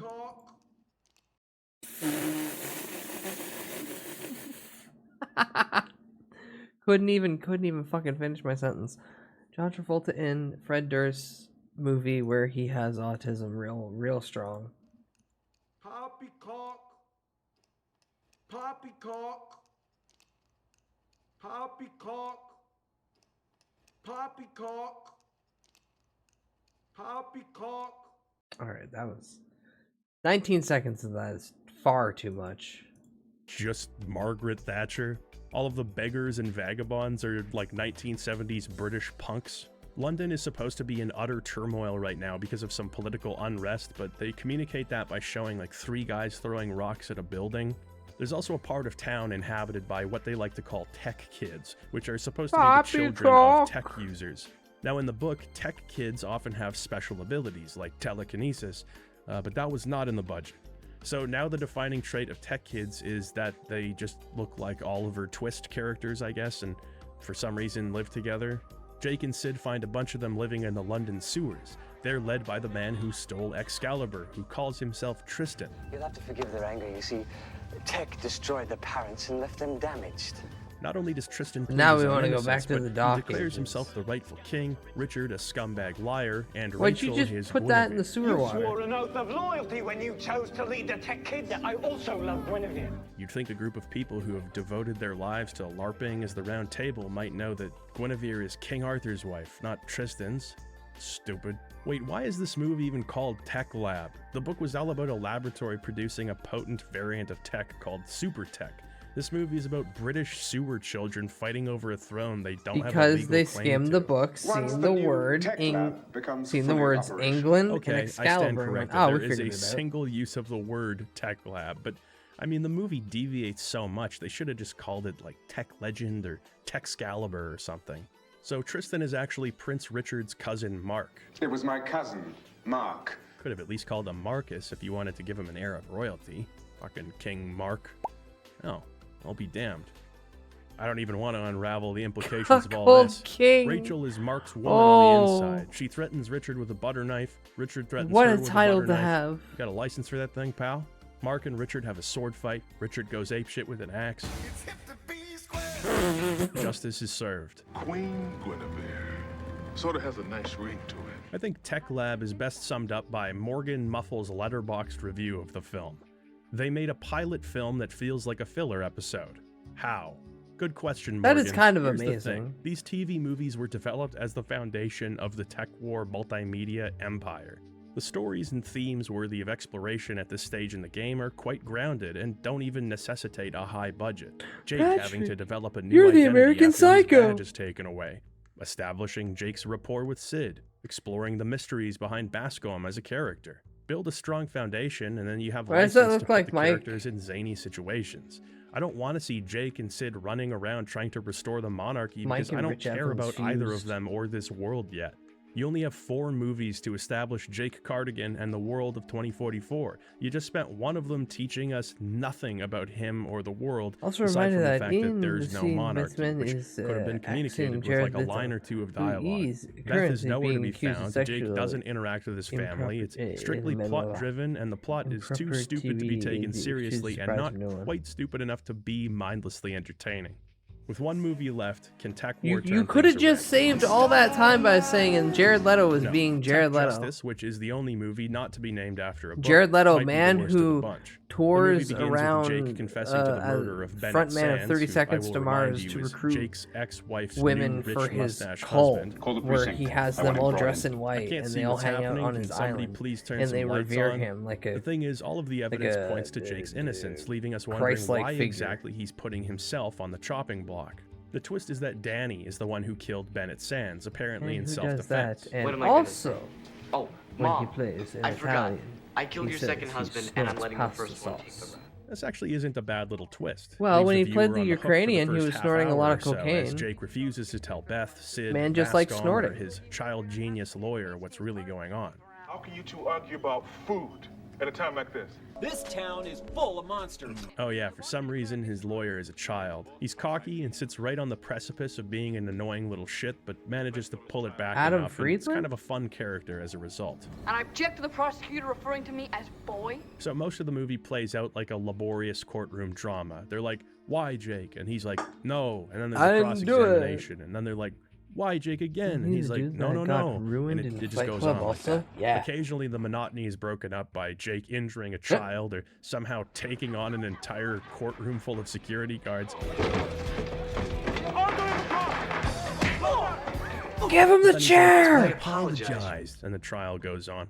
The twist on top of the twist is that Sonny Hokori's henchwoman was actually the one who killed Bennett. Danny was gonna shoot him, but then his gun jammed or something, and then this lady happened to be there.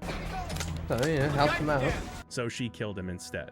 It's just a contrived way of making sure none of the good characters have to take any sort of responsibility or suffer consequences.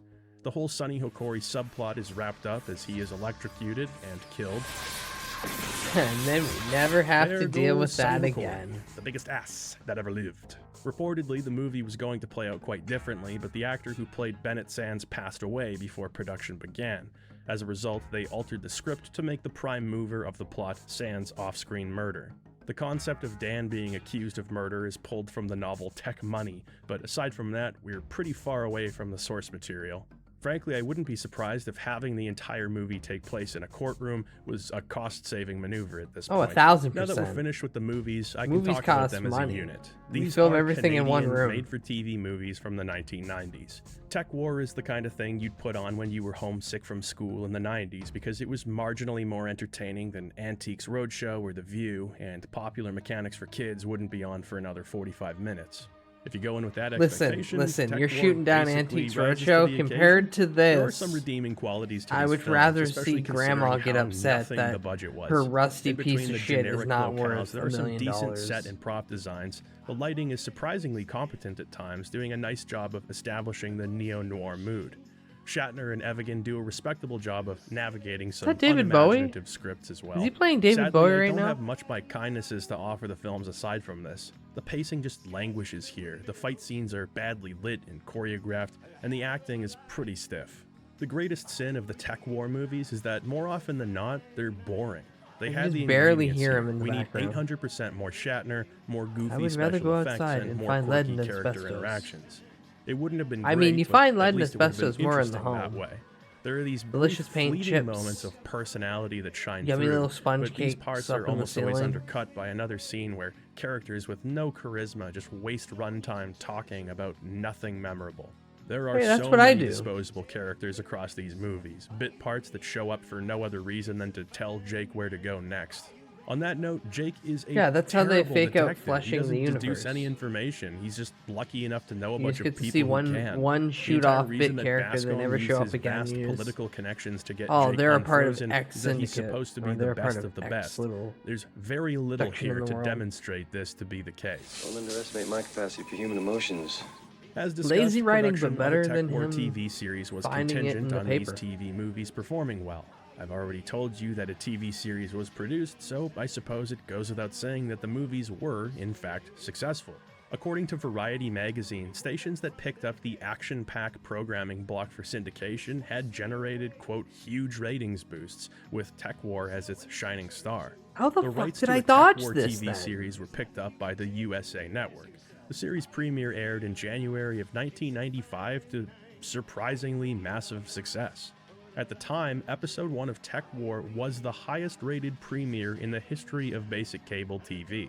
Unfortunately, the wild to success hear. wouldn't last. Within a few episodes, rating had dropped off significantly. Within a few episodes, and people continued understood to that this hemorrhage was viewership until it worse was than canceled a Slop. little over halfway into its first and only season. Still, given the success of the movies, ratings don't mean much, do they? Well, it is with no small amount of pleasure I tell you that the Tech War series is actually a far sight better than its TV movie predecessors.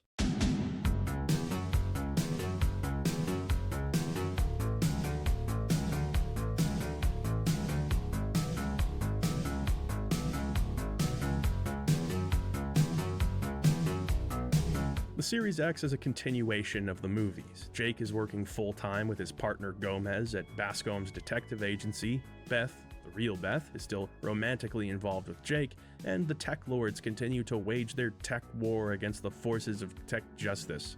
The series follows a format typical of police shows. The cold open shows us the inciting incident, Jake and his colleagues somehow become involved, new characters are introduced to help move things along, and the conflict reaches a boiling point before things are resolved in time for the next episode. The TV So series just slightly succeeds better in many production, areas but where the everything's movies always failed, been the and same? that's largely thanks to the time constraint. With just 45 minutes instead of 90, the pace is so much brisker. Characters and plot elements are only introduced if they're necessary.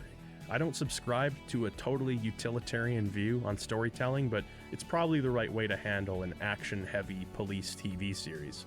Michael Mann can get away with making 4 minutes of driving interesting. William Shatner, I'm sorry to say, cannot. Also, What? enjoy this shot, because this is apparently the only place where anyone ever drives in the city of GLA. The first episode is titled Sellout, and it's a bit of a strange way to kick off the series.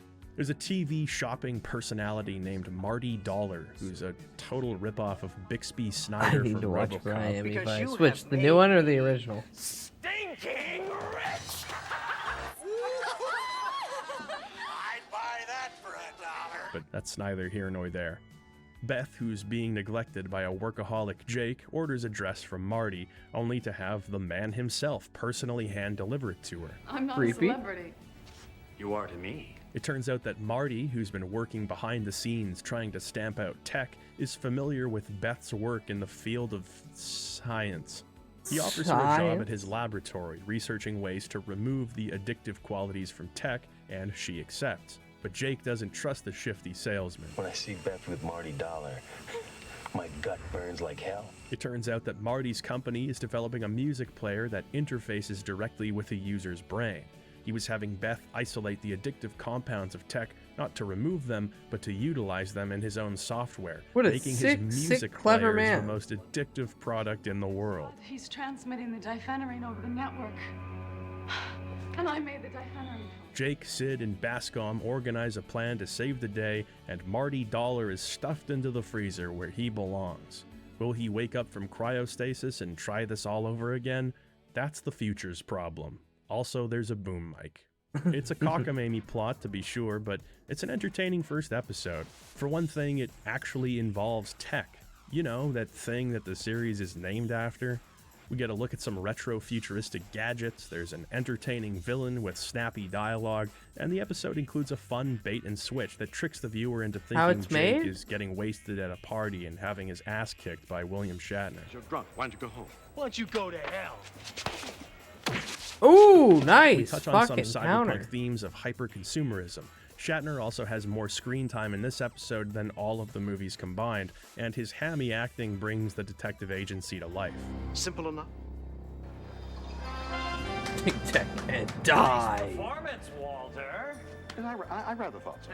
Oh, even when he flubs a line, Don't he's never telling. goon The once. episode ends with a valuable will lesson. die. If you're a woman, you should stay home instead of pursuing your dreams. Jake, I'm sorry. I should have listened to you. You're damn right. The special effects are still what they are, and I think Jake accidentally said call in the cavalry instead of the cavalry. Call in the cavalry. We can't just bring Golgotha to Toronto, Jake. Nonetheless, the series gets off to a not horrible start, and I must admit, I'm surprised. What the fuck is that The show goofy shit he got periodically pulled digs by? into Jake's past, which makes him a more sympathetic character. This is something that was sorely needed in the films, but hey, better late than never, I guess. In the episode Unknown Soldier, Jake meets a woman named Electra.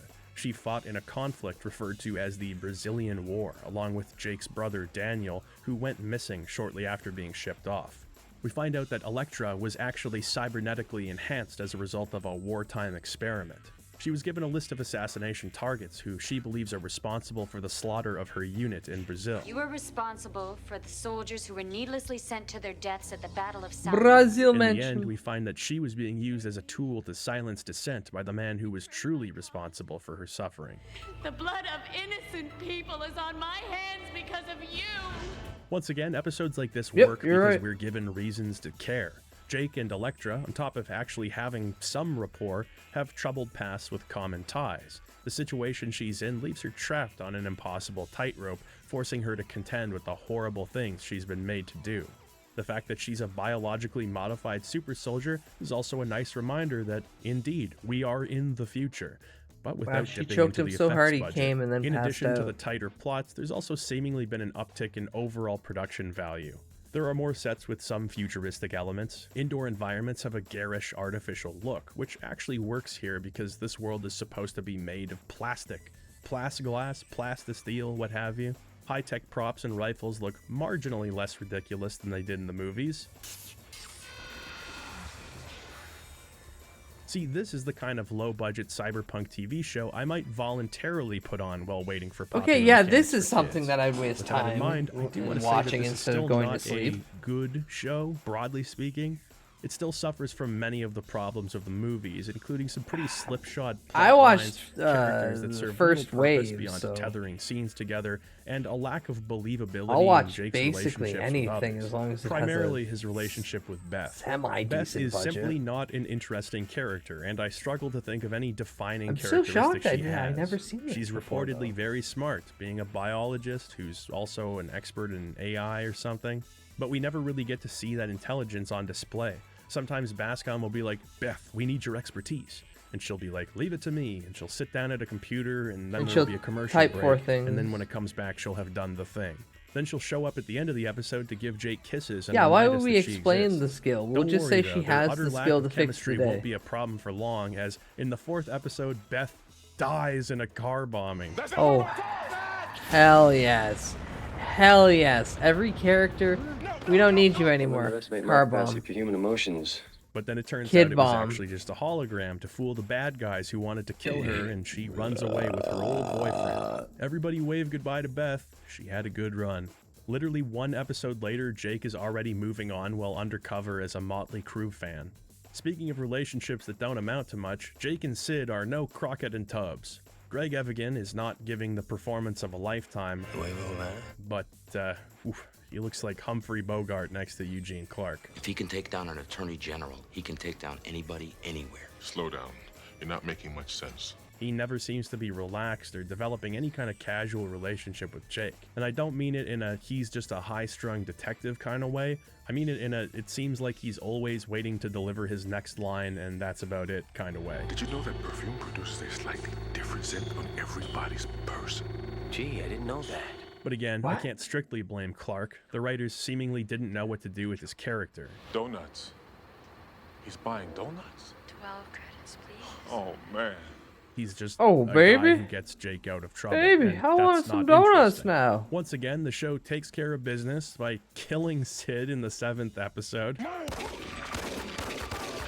That's everybody. All of Jake's loved ones are gone now. I bet you the cast and crew noticed the craft services table looking a little lean by this time. Once the deviled eggs start drying up, you know your show is about 10 episodes away from being shit-canned. It's around this time that we're introduced to Sam Houston, played by actress Maria Del Mar, which is Spanish for Maria of the Sea. I know lots about you, Cardigan, and there's lots. Is she gonna die like every Maria in A media? desk jockey coming along hijacking my case. She initially works as a police lieutenant, Dreamer but then can only decides think to of quit and join the Cosmo's detective Shadow agency because Maria the plot demands after it. you said Now, I that. have a theory. It was right around this time that The X-Files was reaching its peak popularity. What do people like about The X-Files? Of course, there's the aliens and spooky plots, but the heart of the show is Mulder and Scully. Audiences loved Mulder and Scully. They gooned to Scully and they worked gooned to together. Mulder. They loved the way they butted heads, and they loved the lingering sexual tension that was constantly being teased between the two. I speculate that the showrunners for Tech War saw this beloved dynamic in a show whose popularity was eclipsed only by Seinfeld and thought to themselves, we can do that. In fact, not only can we do that, but we can pay one actor instead of two. Sam Houston is brought on to serve as both Jake's romantic interest and his partner. For what it's worth, it's not a complete failure. The relationship between Jake and Sam is at least somewhat believable. Yeah, do You'd be they amazed have how enough quickly Such chemistry? integral characters as Beth and Sid can just be quietly forgotten. It's also around this time that Bascom just stops showing up. Now this is a real problem, because Shatner's appearance on a given episode is often a highlight of that episode. There's not a single line of dialogue acknowledging that he's no longer present, but it's comically obvious in certain scenes. In one episode, somebody literally bombs the Cosmos offices, and Bascom, who owns and runs the Cosmos offices, never shows up to like survey the damage or check if his employees are okay. When Sid, one of Bascom's best men, dies, all of his friends and colleagues are there to toast him, but Bascom just isn't there. Yeah, it wasn't in the budget. Long, sad speeches. He figured you should be able to sum up a person in just 4 words. Sort of like haiku, but shorter. Nope, that's actually something completely different. I think it's pretty obvious that Shatner was off, I don't know, signing posters for the 15th Star Trek movie or something, but it just leaves this very obvious rift for like 3/4 of the show's runtime. Yeah, sorry guys. How are you gonna Can't have a show police up to the show filming without of the TV hard-ass show. boss I scolding have Jake for his insolence while conventions to go also to. giving him fatherly advice when he needs it? They're paying me more. Like a son. Why? You've known him for like 3 episodes. For the most part, the entertaining episodes are those that dive headfirst into the speculative fiction of Tech War. In the episode Killer Instinct, there's a new virtual reality game called Destruction where cops and criminals face off against each other. Many of the teenagers who play a pirated copy of Destruction develop violent tendencies, resulting in the murder of a police officer. The parents of the boy who pulled the trigger blame the video game, saying it brainwashed their son. He sold it? Why shouldn't he bear the blame? Because your kid pulled the trigger. No, but he never would have. What happened to the notion of personal responsibility? Hey, that's a good point, but Jake and Sid don't agree and figure video games must cause violence. Danny, The old who's man's been actually replaced a with big new gamer. actor He's like, named no, Kristen I've heard. I Campbell, grew up helps his hearing daddy this investigate shit. the game, only to find himself going berserk. It was just a game, you know? Jake and Sid discover that pirated copies of Destruction have been spiked with a computer virus that causes violent thinking in players. Though VR was by no means an unexplored No, I'm concept having in a rage sci-fi moment at this because of the point, it's computer still fun to virus see in what my the writers mind. thought the future of video games might look like. And it's Do you not have totally off cybernetic base, mind you. enhancements at all? The No, game the scenes are also computer a little more virus is just visually in my interesting, mind. with some unnatural lighting. I looked a set at that it, does and now look it's suitably inside of me. deathmatch oriented, Like a and some parasite. textbook Dutch tilts Oh, to we got back enhance to the pinworms. disorientation. Danny 2 also does a much better job than Danny 1 in my opinion, and is far more believable when he's playing off Jake. Sorry old Danny, I don't have time for you. I've got a better son now. I just don't really know what the VR episode is getting at. It seems like it's always on the precipice of saying something about violence in games or software piracy, but it never really develops into any kind of coherent point. I don't know what it is about police procedural writers that gives them the See, confidence you're to looking take on too far subjects into they it. don't It's know just anything referencing about. those things Some episodes to manage utilize to keep as on the track a plot. little Nothing bit more. is like In the of a episode grandiose Deep Cover, meaning. Sam agrees to undergo an experimental technique called mind sculpting. This allows her to develop a second personality layered over top of the original. Since mind probes are ubiquitous in the future, mind sculpting allows Sam to create an authentic, loyal persona as a foot soldier for a local mafia baroness without anyone getting wise. As she digs deeper into the organization like and how develops Bruce a Wayne real has meaningful relationship with her boss, the snapping back to Batman reality is the becomes her. more complicated. You can tell when it's evil Sam because she wears leather. When women do it, it's evil. The concept of somebody digging too deep into undercover God, I work love and evil losing women a grip in on leather. who they are is nothing new in police-themed TV. But I like that the plot is technologically charged here. The concept of extremely accurate and instant lie detectors, enough so that results are admissible in court, would fundamentally change the nature of both police work and criminal activity. It's interesting to see how technology is used to circumvent this, keeping the wheels of industry turning. Winger is far more prevalent in the series than he was in the movies, acting as Jake's rival. Since Winger is an actual I like officer that of the Law law, and Order Jake is episode often forced to referencing step what's on her his name toes or go in behind his wherever that back game in order was. to perform his investigations. Winger has a quiet respect for Jake, the but also Gamergate distrusts shit? him I don't because even of the remember. allegations against him. Maurice I'm Dean bricked up Wint, who when plays cows Lieutenant die. Winger, does a really good job with the role. Hamburger. I have to admit, I was a bit disappointed when I found Blood out the when most the evil visually lady. striking character was just now going to be some guy with a huge forehead. In spite of that, Winger ends up being one of the best characters in Tech War. It sounds counterproductive since, as an android, he's been stripped of emotion, but there's a lot of charm in Wint's performance. The magistrate's judgment is greatly impaired. His mechanical exasperation at Jake's bad jokes and endless sarcasm is God, always he's good got for a like laugh. The Thornton Act outlawed Data the production of Wharf. new androids and of replacement CRUs. Couldn't find Can't a sneak barking this one by in your evil. expansion board, Understandable. can you, Winger? Sometimes I'll Winger kill you. himself will attempt to make a crack at Jake's expense. He has a tick where his mouth reflexively moves in the motion of a smile before quickly abandoning it, as if he's remembering that he can't process humor. When we locate Krebs. 10 credit says you never will. Now, Cardigan. You know gambling is against the law. It's little nuances like this that provide some screen presence to a character that would have been pretty tough to play well. For a local Toronto actor without many roles under his belt, I would say he punches above his weight. That's why Episode 9, titled Deadline, is undoubtedly the peak of Tech War's televised run. Winger is assaulted in an alleyway, and a critical biochip in his android brain is stolen. This gives him less than 24 hours before he starts undergoing neural degradation, which would cause him to go berserk and ultimately die. In Tech War's future, however, androids are not looked at favorably. There's a mistrust among most people towards you're gonna die in antis, as they 24 were hours? Well, originally I built guess only I for the have dirty work, but now take more 23 advanced hours to jobs find from a spot to humans. put your And without a corpse. soul, these mechanical puppets have no place in a just, moral, human world. Because of That's this, Winger insane. can't go to the department, as they would likely have him simply make the decommissioned androids and do all the disassembled mining and without a hard second labor. thought. With no one to turn to, Winger reluctantly goes to Jake for help. How much time before you... No more than 18 hours. You got a problem. Among other things, this episode acts as a deep dive into the life of Tech War's androids. Despite not being allowed to convey emotion, Winger demonstrates a real sense of vulnerability here, bearing his soul to Jake, if it can even be called a soul. I was one of the first public service androids. I do what I'm programmed to do, and I do it well. So how many people have you killed? Is it right that I be allowed to deteriorate and cease functioning? Now look, this episode is still heavily burdened by the same low-budget 90s era hokiness as the rest of the series. Nah, it gives the it androids soul, look though. ridiculous. Winger, your girlfriend, woof. What the But woof? considering the circumstances, this episode stands well ahead of the pack. It features an interesting concept, the development of feelings and dreams where such things were never accounted for. At what point can the creation of a machine for the purpose of work and with the end game of disposal be considered anything less than slavery and abuse? You have the right to an attorney. You have the right to a fair trial. You have the right to own property. I was gonna wait. You have the right.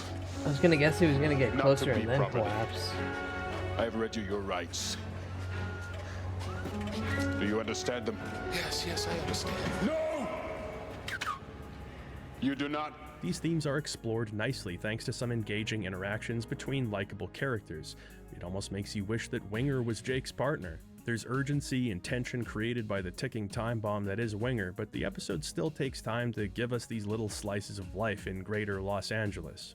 Despite the concept being partially cribbed from Blade Runner, obviously, this is Partially. I'd legitimately say a little bit good more than TV. partially. Not outstanding nor groundbreaking, but a true showcase of Tech War's potential. What has my life meant?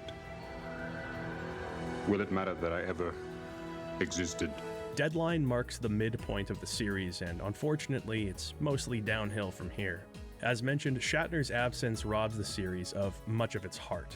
The supporting cast just isn't up to the task. Bascom has an assistant named Nika who's supposed to be the resident whiz kid and techie. It's an unfortunate name for some reasons that become obvious when you watch the show. Talk fast, Nika. Okay, let's slow down and enunciate from now on, Jake. The rebellious culture surrounding hacking and the buzz around the World Wide Web were at their apex when Tech War was aired. The burgeoning world of internet could have very easily been Tech War's frontier, where it sets itself apart. Instead, Tech War's internet, which takes up a lot of airtime, is relegated to scenes where people sit around and talk about how great the internet is. That does look like while fucking Lawnmower screensavers Man play now in the that I see it foreground. again. Jesus Another Christ. opportunity to Jesus showcase the big Christ, that's changes that Lawnmower were Man. coming down the digital pike wasted. Amidst everything, Tech War languishes in its struggle to find standard identity. internet game with When it's at its best, it's online like a communication. low-budget Deus Ex TV series as imagined by people who never played Deus Ex. It's dumb fun, but also smart just often enough to give you something to chew on. And At all its the worst, props it's are Tech those War. It's funny mired in little cliches. spy Boom toys mics that keep were floating really into the fucking popular frame. in the It's not that hard, 2000s. guys. Just keep an eye on it. It's patched together with ADR. Its action scenes are very bad. Okay, that might be a point in the show's favor. That is kind of funny. And it's rife with flubbed line deliveries that only serve to remind you of how little the production had to work with. If I fire... It's also never a good sign when you're not even one full season in and you're already relying on amnesia arcs for the main character. What can I say that hasn't already been said? The show has a lot of problems. It had some potential, but it just couldn't manifest an identity before viewers became disinterested. Between Deep Space Nine, Babylon 5, Bible Man, and The X-Files, sci-fi TV fans in the mid-90s were spoiled for choice. The thing is, cyberpunk was relatively unexplored territory for network TV, so Tech War could have offered a fresh angle as a more digestible Blade Runner.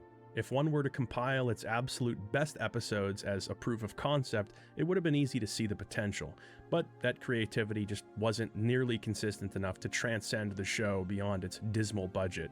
The show was given poor to middling reviews. It was cancelled before the final few episodes even had a chance to air, and it was largely relegated to the dustbin of 90s TV history.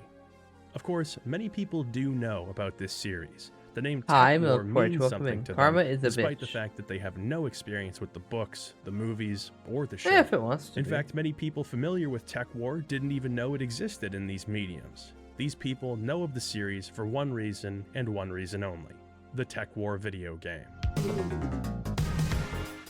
Yeah, so here you go.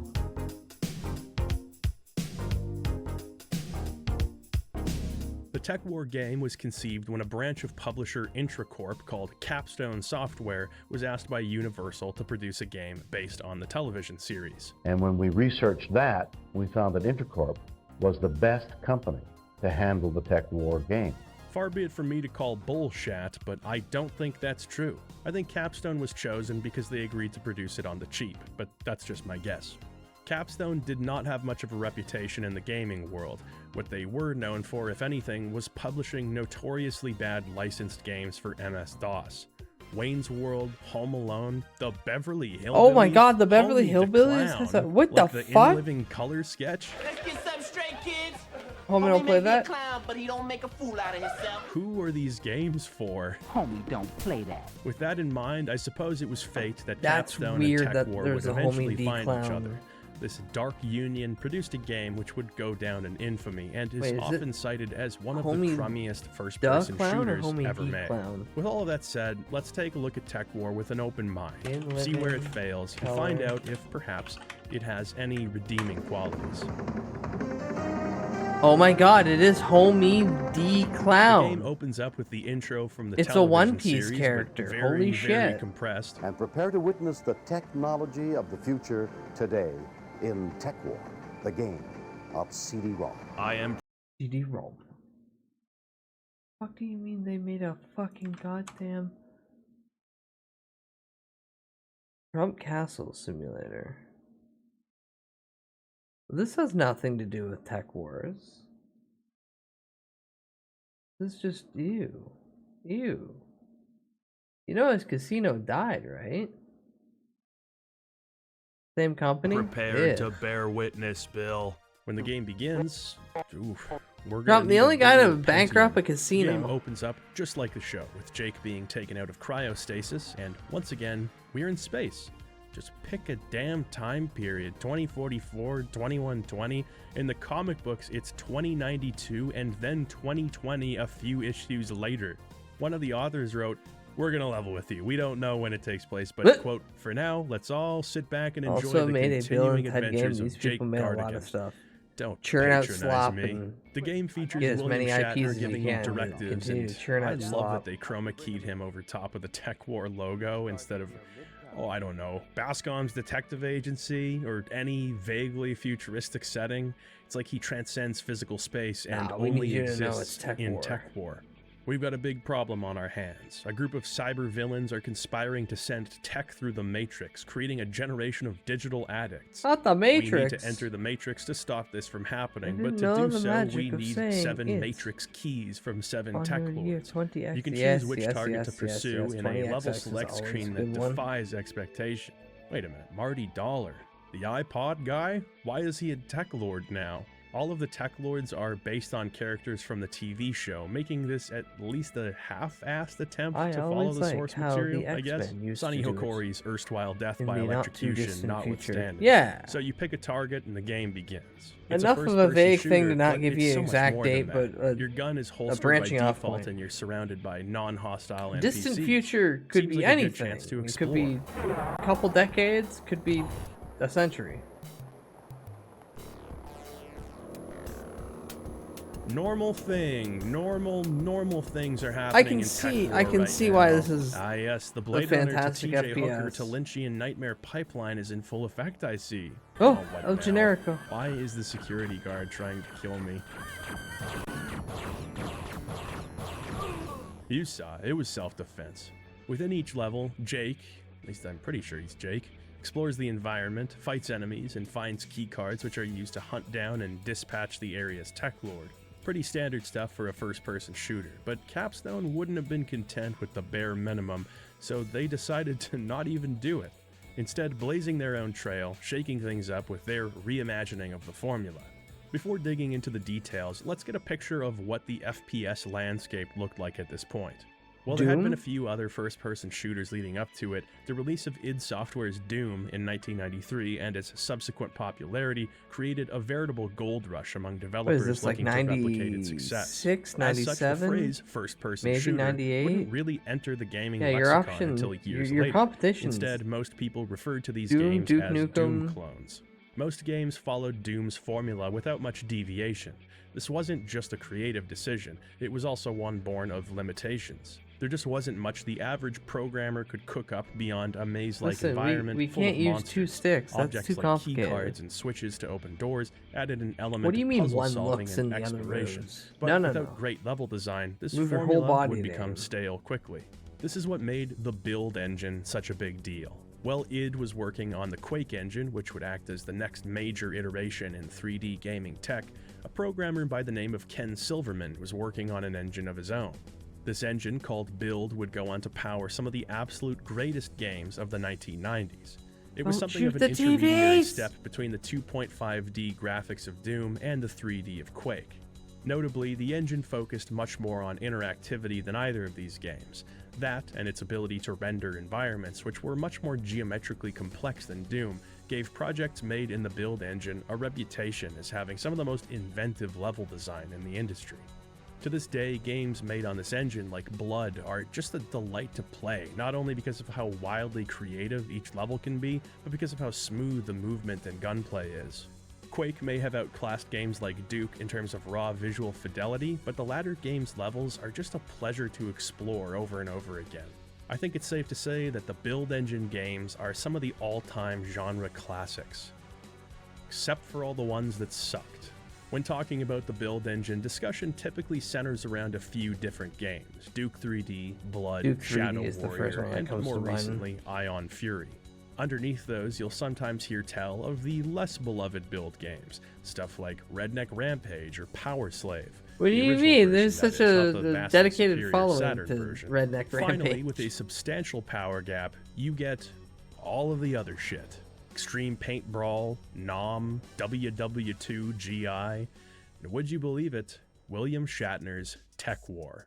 Capstone Software has the distinction of being the first developer to actually use the build engine for a commercial product. Well, legally anyway, but that's another story. Yeah. 2 games from Capstone, Witchhaven and Tech War, were released at almost the exact same time, and both games used early versions of Ken Silverman's build engine.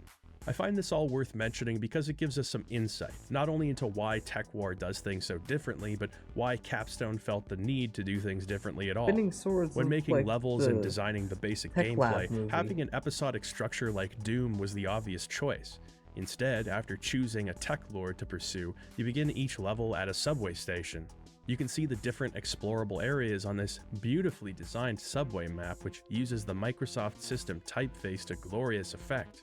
Wait a minute, the texture isn't even mapped to the wall. Well, maybe it's a hologram. This is, after all, the year 2020 to 2120 or somewhere thereabouts. You actually have to board the tram and wait for your stop. Perhaps not all that impressive in retrospect given what sorts of train levels the build engine would prove to be capable of, but it would have been pretty novel at the time. When you get off at any of the stops, there's a unique chunk of city that you can explore, complete with pedestrians walking around and enterable buildings. Now, much like the books, and the movies, and the show, I can't rightly say how much influence, if any, William Shatner actually had on this game. It is, of course, I assume credited to none. him I assume absolutely in a big none. way, but as we know, Oh, that shit, doesn't mean Azure anything. Call me naive, but I do get the sense that Shatner had some involvement beyond the FMV cutscene. I would assume maybe Cliff Notes. I'll be back in 2 minutes. I'm just gonna quickly get more water. Bah. Full Metal Malcolmist. この番組は生活ネットワーク日本文化センターの提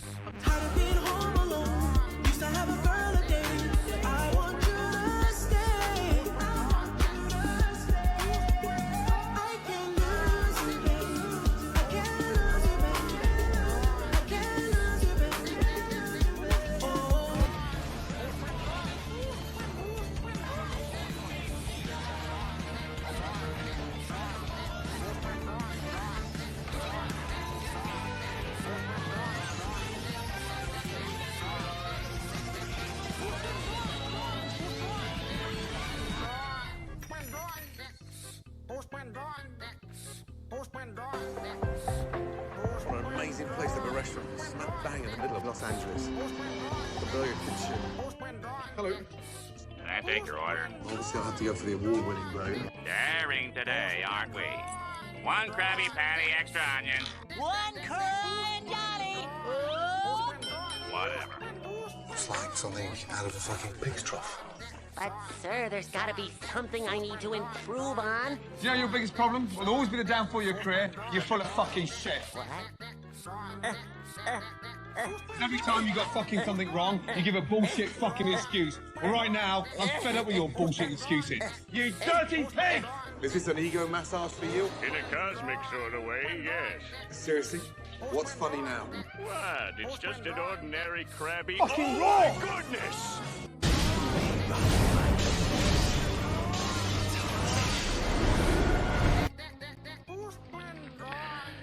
The missile knows where it is at all times. It knows this because it knows where it isn't. By subtracting where it is from where it isn't, or where it isn't from where it is, whichever is greater, it obtains a difference or deviation. The guidance subsystem uses deviations to generate corrective commands to drive the missile from a position where it is to a position where it isn't, and arriving at a position where it wasn't, it now is. Consequently, the position where it is now the position that it wasn't, and it follows that the position that it was is now the position that it isn't. In the event that the position that it is in is not the position that it wasn't, the system has acquired a variation. The variation being the difference between where the missile is and where it wasn't. If variation is considered to be a significant factor, it too may be corrected by the GEA. However, the missile must also know where it was. The missile guidance computer scenario works as follows. Because a variation has modified some of the information the missile has obtained, it is not sure just where it is. However, it is sure where it isn't, within reason, and it knows where it was. It now subtracts where it should be from where it wasn't. Full Metal Alchemist. And now the missile is back and ready to watch more. I can't even. I'm not ready to watch more Tech War, but it is alarming how much money was probably sunk into this, and yet still, let alone no cultural impact. I watched slop garbage TV, and I never came across this growing up. Scenes. Doofus episodes about violence and video Guess games I'm very thankful notwithstanding, in Shatner hindsight. has spoken in interviews about his positive views on gaming as a medium. He claims to have played games like Doom and Myst leading up to the development of Tech War. Yeah, those certainly aren't deep cuts, but Shatner was already a senior citizen by this point. By the time video games were even in their infancy, he was a grown man with children. Rather than shunning this burgeoning medium like so many olds of his time, he seemed to embrace the possibility of games as entertainment. He seen the dorks in an interview with Computer being Gaming all World, hyped he up about predicts that Star Trek, computers talking will about shoulder games, the and he's like, future of media "Tell me and more." entertainment, with large Hollywood productions relying less on traditional artists and more on programmers. I suppose you could say the writing was on the wall by '95, but I think there's still some prescience in this statement. If nothing else, all of his positive talk about games as an artistic medium showed a level of open-mindedness that you might not expect from somebody whose heyday was the 1960s. With all of this in mind, I don't think it's totally off base to imagine Shatner dictating his vision for the Tech War game to Capstone That's a and then big anal turning them probe. loose. Chiefly, what makes Tech War an oddball game for its time is the fact that you're not encouraged to kill everything that moves. That would have been weird. If you complete a level with too many casualties under your belt, Bascom will scold Jake and tell him that he'll be sent back to the freezer if he keeps fucking things up. You may have taken down DeMarco, but you also got a lot of innocent civilians hurt in the process. You know, the ones you're supposed to protect? Why'd you shoot all those keep people? the law off your back if this happens again. If you manage to complete a level without harming anyone, Shatner will pat you on the back and tell you that you've done a great job. With Marty Dollar out of the way, we're one step closer to solving this Hustles whole your thing. hair. And you even managed to bring Hits him you in the arm, tells without you good getting job, anyone sport. killed. Keep this up, and I may be able to keep you out of the freezer. The only problem is that this is nearly impossible. The moment you step out into the first open environment, the chaos and madness of Tech War will be plain to see. This is the future. This is hell. You are serenaded by the screams of the damned and will soon find yourself among them. Enemies can appear anywhere in Tech War. They'll be skulking around a Tech Lord's base of operations, or they can be working as a cashier inside of a store. You don't know who's going to pull a gun and start shooting at you, but they're programmed to once you've entered their And then range I of grab AI, so to my speak. tech bow There are also and start kamikaze playing bots in the Turok game, much instead. like the movie, but less funny. Yeah. The idea, I think, was to make you paranoid. You don't know who's going to start shooting, you don't know who's going to explode. Capstone simply did not have the resources nor expertise to pull this idea off with any sort of aplomb. What But they typically tried, happens is that you and enter a that's- new area and then you just hear a non-stop barrage of gunshots and screams. Sometimes you can see where it's coming from, other times it's happening inside of a nearby building. Kind of makes it seem like Jake is suffering from cryogenically induced PTSD nightmares. If you pull a gun, nearby cops or security guards will tell you to disarm yourself, give you a few seconds before they start firing. This is actually kind of a cool touch, makes the world feel a little bit alive. The issue is that you can't defend yourself without the cops becoming angry. If you shoot for any reason, even if an enemy shoots you first, the police will register you as the aggressor and try to kill you. This begins a domino effect where you have to try to avoid killing innocents, the cops get angry and shoot at you, you're forced to return fire, a bunch of NPCs end up getting killed in the crossfire, and Bascom chews you out. You may have gotten Sonny off the streets, but did you have to take half of LA with him? Yeah. Yep. Hi, make sure it's welcome in. We're watching a retrospective on Tech War, that franchise that William Shatner decided to pour a bunch of money in. That you have an arsenal I of had pretty no dinky idea until FPS this guns, video. with the exception of the flamethrower. I guess that one's kind of cool. Yeah.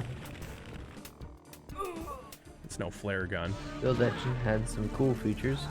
When you're underwater, but you're encouraged to stick get with teleported the prod. to a totally It's a different stun area gun, actually. in order to While get it around sort of the blows, restriction it has of no infinite second. ammo, and it's considered That's non-lethal. So if you're trying to make the Shat smile, there's no reason to have any gun equipped other than this one. The other big issue is that NPCs are desperate to die. They will scream in fear of you while running towards you. They stand in the line of fire so regularly that it almost seems intentional. That wasn't even me, that was a cop across the street. But it'll be counted towards my lethality. Don't be so proud of yourself. Sometimes people will just be killed by ambient environmental objects. In one level, there's a Capstone branded, I'll say garbage truck because that makes for richer symbolism, driving around. It just runs civilians over and nobody seems to care. This place is a madhouse. It's nearly impossible ate by the to grill play like there. a He's not even pacifist on the unless ground. you're speed He's running the fucking levels scooped and up. deliberately keeping your weapons holstered. However, there's also not much reason to do that, aside from hearing more Shatner dialogue. I don't like having to wash the blood of innocence off my hands. You can practically I see keep the doing it teleprompter every behind the day because I camera. have to, Well, but I don't Bascom like keeps it. warning you and telling you that he can't keep the cops off your back anymore. Nothing bad actually happens if you play the game lethally. So stick with your pistol, I say. It does a perfectly Shoot adequate everything job of and killing dodge the everybody, rats and in the ammo is sewer. plentiful. That is until you transition to a new area, at which point all of your guns and ammo inexplicably disappear, like a pistol start in Doom. Just like the You move Army Men between areas a games, lot every in time this you load game, so into a this is new pretty area, boneheaded you're stripped of oversight. everything. The controls can be troublesome. To be fair, you can actually rebind most of the keys, but there's a limit to Tech War's generosity. Like most early FPS games, you're encouraged to mainly stick with the keyboard or the mouse. Horizontal mouse look works fine, but moving the mouse vertically actually causes your character to go forwards or backwards, a la Wolfenstein beautiful. 3D. With modern control schemes in mind, that mouse movement is wasn't American ideal in police Wolfenstein, simulator. but You it can worked kill because there innocent was people no vertical when he mouse gets look mad in that at you, game. but One of the he will build not engine's use great anything. improvements was giving the player the ability to look up The and future down, and is Tech War now. does take advantage of that fact. This means that whenever there's an enemy on another plane, you have to stop moving and use the keyboard to manually look up and down. It's Oh. very unintuitive. Games like Doom would have enemies along that Z-axis, but the game used auto-aim to compensate for your ability to look up and down. No such luck in Tech War. They've No, also Tech made War, the you gotta be avant-garde precise. design decision of having the weapon swap keys not actually swap to your weapon. You have to press the right key, that'll holster your current weapon, then you have to press the draw weapon button to bring the selected gun up. The game doesn't actually tell you which weapon you've swapped to, so the only way of knowing is to keep tabs on your ammo count. There's also a C count, which was reportedly supposed to represent Jake's consciousness level. Whatever that mechanic was, it was scrapped before the game was finished, but they left the bar in. I That's don't the know, cock makes everything level. look a little bit deeper and more complex, I guess. Speaking of which, there's an item called Looking the up and down AccuTrack, in these which literally 2.5D doesn't do engines was anything. funny, because shit Tech would get War is super a distorted proverbial if you graveyard of looked up abandoned or down dreams too and far. Hell ideas. yeah. I will say to The- the game's the outer credit that there are a perspective lot of interesting would just ideas here. stretch and The game warp. levels are varied and surprisingly Get real naturalistic. wonky. What I mean by that is, instead of being purpose-built Ooh, as drugs. video game levels with no thought to realism or immersion, Tech War prioritizes realistic urban environments. So, when you enter a city area, there's a skyline of buildings with neon advertisements flashing. A lot of these buildings are fully explorable, even when they don't have anything to do with the mission. You can take elevators to different floors, traipse across rooftops, and shoot out windows to gain access to fire escapes and whatnot. The buildings have offices, bathrooms, ventilation systems. There are Cool, city so I don't have to parks play and the main ponds objective, and I can just construction hide in an zones with air vent cracked somewhere. pavement that you can actually dig around. Call in. myself a The environments microwave themselves dinner. are totally non-linear, which gives you a lot of freedom to approach these areas from TV different dinner, damn it. directions too. This is a pretty inventive approach for a game from this time period. Strictly from a functional design standpoint, Tech Wars cities are pretty convincing. I hate you! I hate the air that you breathe! I hate the fact that you're even living! You make me sick! You should not be alive! You should not breathe the same air I breathe! You are scum! You are below me! Good evening! Relatively speaking, there's a lot to see. Hi That to said, you as there's well. probably a reason that non-linear lifelike environments were not pursued very often. It takes a very Did you creative enjoy and Tech talented War? level designer to make something realistic and Do you fun love at the same Will time. Shatner? Tech Wars environments, relative to other games at the time, And I don't mean certainly the are video game, realistic, I mean the but entire the IP. fun part is where the game suffers. It's where the player suffers. First of all, there's just the pacing of these levels. Deus Ex, this is not. You can approach areas from different points of entry, but the layout of the enemies and weapons is senseless. That's too bad, because quality enemy placement and deliberately paced levels are the hallmarks of great retro FPS games. But the enemy I love how placement you here is just so glitched bad out. that it feels random at times. Like I said, you just don't know who's going to start shooting, so you'll have rooms or even outdoor environments stuffed with enemies and civilians. Anytime Tech War feels good to play, it's an accident and it's a fleeting sensation. The weapon variety is pretty lousy to begin with. But This the guy's lack of giving enemy very variety much is a just different criminal. Everyone is just a explanation of this person. game compared to There's nothing Jazz's. particularly interesting, and this was a challenge for games aiming for realism in these early FPS engines. I mean, take any of the big three build engine games. Their settings were all fantastical enough to allow for a large variety of enemies, and that's the key. A perfectly designed variety of enemies is precisely why Doom, despite being the granddaddy of the FPS genre, is still fun as hell and so easy to pick up and play today. Every enemy has a defined role and a reason to exist, they all buttress each other and are used to create specific challenges. In he Tech said War, it's buttress. just shoot the guy, shoot the guy, shoot the guy, and it's very uninteresting. The only enemies that do anything other than stand there shooting at you with no personality are kamikaze androids, holograms of the local Now, tech are is lord, any of the you can tell kamikaze 'cause it androids was a children? hologram, Like the- and rats, like the which movie. move erratically Rat. and have to be killed by manually aiming down and shooting. It's just a terrible variety. The sewer level that the rats inhabit may be the single most frustrating in Tech War. It may be that. It may not be. I'm foreshadowing that it gets worse. This is pretty bad. A lot of the level is just hallways, which are then mirrored to double the size of the sewer, making this whole thing repetitive, confusing, and just utterly dull to look at. Why is a major stop on this transit line a sewer anyway?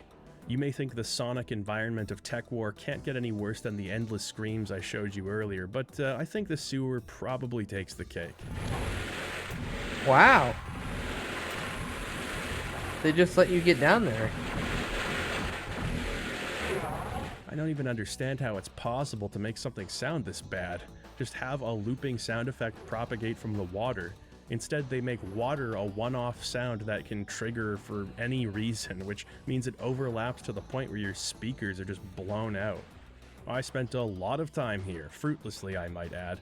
I can't even tell you how much I need Shatner to praise me at this point. He's been giving me nothing but negative reinforcement over the course of the entire game. Far be it from me to judge my fellow man, but the last time I checked, killing was a bad thing. I need him to pat me on the back. I need him to have a catch Shatner, with how me. many people The did you goal of kill any in Star level is to Trek? find the red key card and the blue key card. Once you have them, you can gain access to the boss's lair least a and couple. take care of the tech war.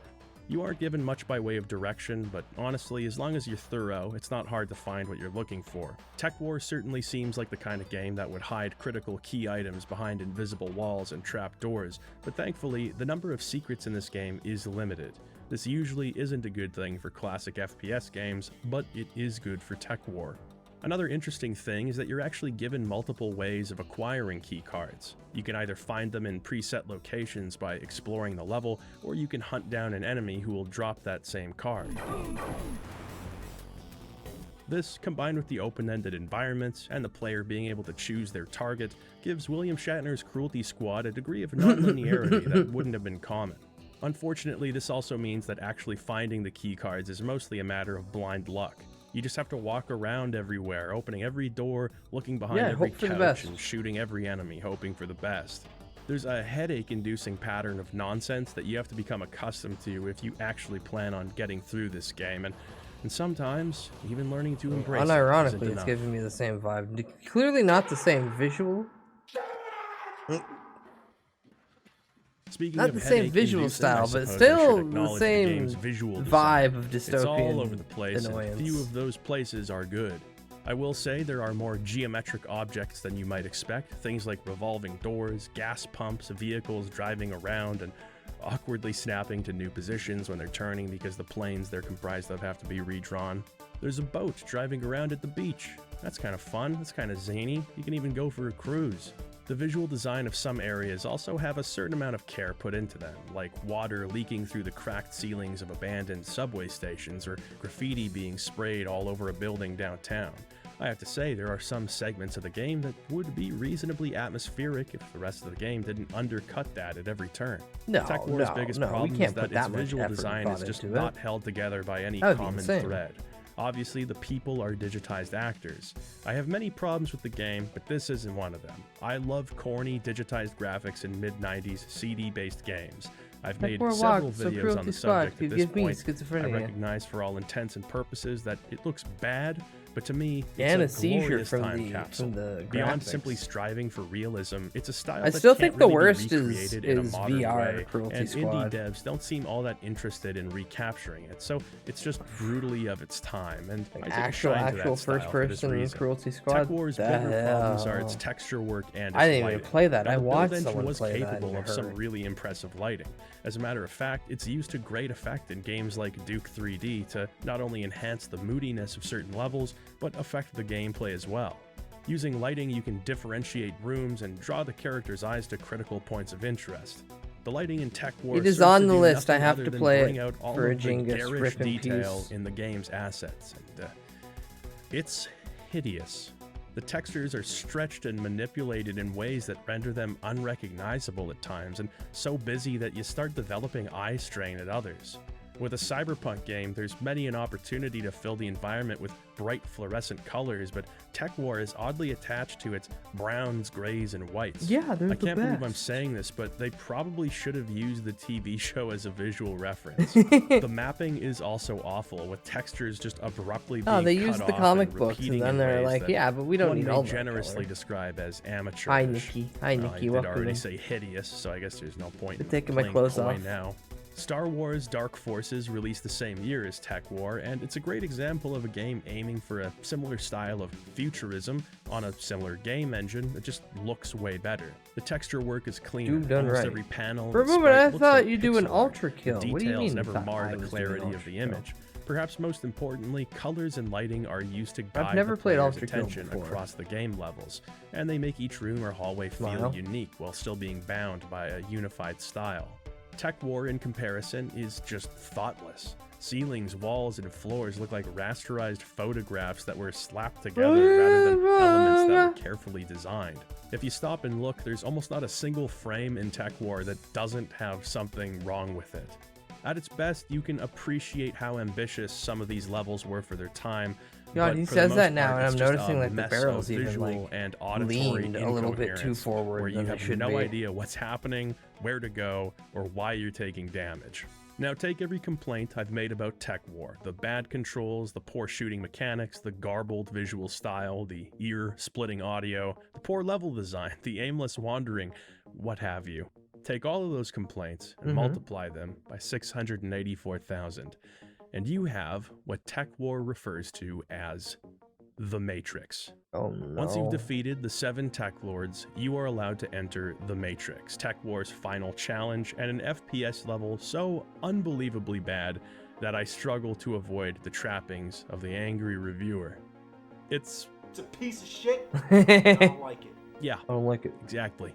The Matrix represents internet as seen in Tech War. It takes place from the same first-person series of perspective, tubes? but with a few zesty lemon twists. First of all, no more guns. Now you only have access to your internet glove, which shoots internet balls. Power glove. The game also So fully bad. embraces the Z-axis, allowing you to use your jump and crouch buttons to move up and down freely.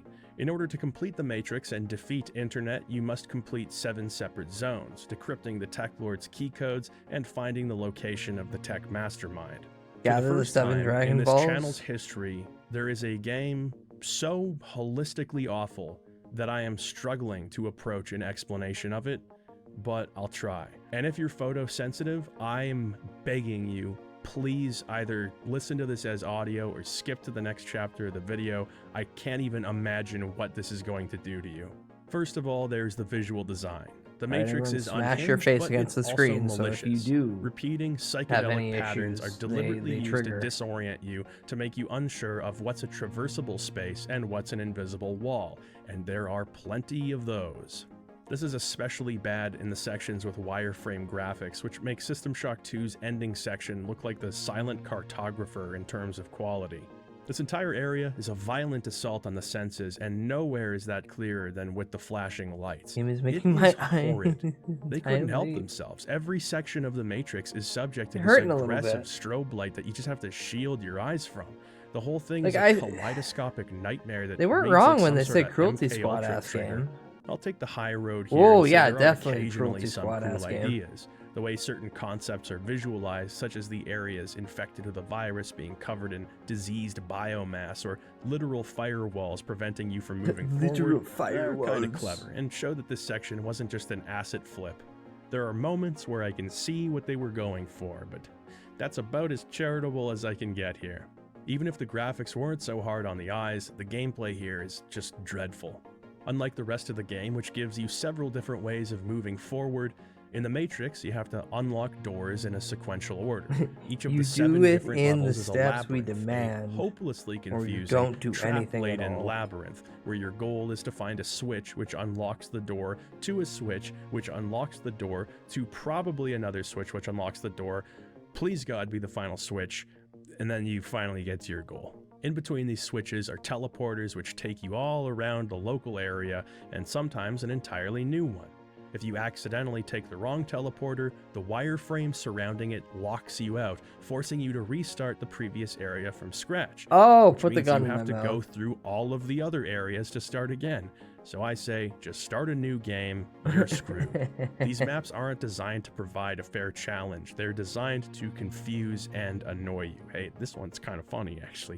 Graphics are already messy, but it's made worse by the fact that you pretty much have to have your auto map open at all times in the Matrix. Otherwise, it's just too easy to get turned around and lose track of where you are or where you've been. There were multiple occasions where I was so disoriented that I just had to restart the level over. Thankfully, when you hit new game, your progress as far as which areas you've completed is saved, a merciful oversight on the part of the developers. Because of the new vertical focus, enemies now float all around you, above, below, in front, behind. You can't hit them from just anywhere, but they can sure hit you. You have to bob and I love weave all around these off-screen large auto-targeting rooms, very enemies. That's slowly such moving a up cool and down, game design. looking for the source of the damage you're receiving, before awkwardly, manually aiming and taking them out. Sometimes the enemies are invisible, because there's just no ceiling on the awfulness of the Matrix. It all makes this by far the hardest area in the game, not only in terms of navigating and solving puzzles, but just staying alive. Much of the time you'll be so desperate for ammo or health that you'll just cruise past enemies, hoping their hit scan projectiles don't give you a game over in between saves. The worst part is that even after spending an eternity unlocking a key, it's only one of 7. Ooh. There are 7 levels in the Matrix, and each one is uniquely bad. As far as single, one-off segments go, this is the worst thing I've ever seen in a video game, and I don't think it'll be topped. I've reviewed the Zelda CDI games, Night Trap, Virtual Hide-Glide. I'm usually out there giving games like this the benefit of the doubt. From Omakase Savers to Tracy Scoggins' Snow Job, I have never experienced something as exhausting as The Matrix in William Shatner's Tech War. A studio that had been making games for over a decade at this point shipped this. Finally, after ample frustration and with a headache, and I'm not being cheeky, I really got a headache from playing this. Oh, I believe I find it. the last key. So far, you've been lucky and you've taken down all the tech lords, but nothing counts if the Tech Matrix broadcast node goes online. If that broadcast unit goes online, hundreds of thousands of lives will be affected, and all that we've worked for will be lost. Find it and destroy it. Another level! This is my hole, and I'm not leaving. So the last level, it's not actually all that bad. In fact, compared to the Matrix, it's like a victory lap, but it's the principle of the thing. The idea of having another level after all of this is just sadistic, man. The final Tech Lord is but killed. you don't have and the that grand Tech War hurrah is where Tech you, One the physical for person, how gets to Tech do it. Won. There are still lots of other Instead tech of you lords sitting in the throughout goon world that chair need with to the be put VR away, head. and we're the ones to do it. We're a fucking private detective agency based in Los Angeles. Why do we have jurisdiction to travel internationally and kill people? We've made a pretty good team. Shut up, old man. Tech War is bad, but it's bad in a special sort of way. It's the kind of bad you only get when a group of developers who don't have the necessary resources decide to break genre rules and pursue their ambitious, untested design compulsions. That's a gambit. It either ends up smashingly well or very, very poorly. On Most some of the level, time, I do have to extremely respect poorly, what and it kills the Capstone was company. trying to do here. The concept of an FPS where you're encouraged to avoid violence where possible, where you're given large open environments to explore rather than tailored levels, and where you have some control over the path your character follows to the endpoint, none of this is inherently bad. In fact, it can be said that these elements, in a vacuum, are part of what make immersive sim games so great. But I would stop well short of calling Tech War a stepping stone to the modern immersive sim. It just doesn't do anything right enough to have realistically acted as a muse. But what do I know? Maybe some developer who worked on Vampire Bloodlines this isn't grew as up on well Tech War. developed. Maybe it's the only reason they got into the industry. as Stranger Omicron. things have happened, I suppose. Regardless, it's a good thing that Tech War got made and that it's Capstone who made it. If it was merely a competent FPS built on the Doom engine, you and I probably wouldn't be talking about it right now. Instead, it was a bold new idea powered by bold new technology, which was executed very poorly. That woman And you know showed what? her That's ass funny. to him, If and Tech he just War as a shot her in franchise the back has taught of the me head. anything, it's that funny And is then better shot the than witness. boring. Bear in mind, this was back in the day when a company could produce a shitty game or two without the entire studio being liquidated and its developers fired on Christmas Eve. In spite of the works produced by Capstone, I do think there's something wonderful about that. I can't rightly say that the world is a better place for the existence of Witchhaven 2 Blood Vengeance, but I yearn for an industry where a publisher can look at a pitch for such a game and say, yeah, the first game did really badly, but yeah, sure, you guys can have another chance. I guess that's the overarching feeling You might I have a going niche through the little Tech War pool of franchise people who might omnibus. spend 50 There was a bucks on time it. when it Go was ahead. okay for Try it things to again. just be okay. When you could at least give a fledgling property a fighting chance to find an audience and a voice. Now, if you don't come out gangbusters, your game, your movie, or your show is summarily Can executed people make good and games? its body is buried in a digital Sorry, graveyard people somewhere. can make good games. David Can Lynch companies spent $40 make million good games? of producer Dino De I don't see Laurentiis' those money anymore. making his 1984 film adaptation of Dune, and it was a critical and commercial bomb. David Lynch then had the nerve to ask De Laurentiis for more money to make another movie.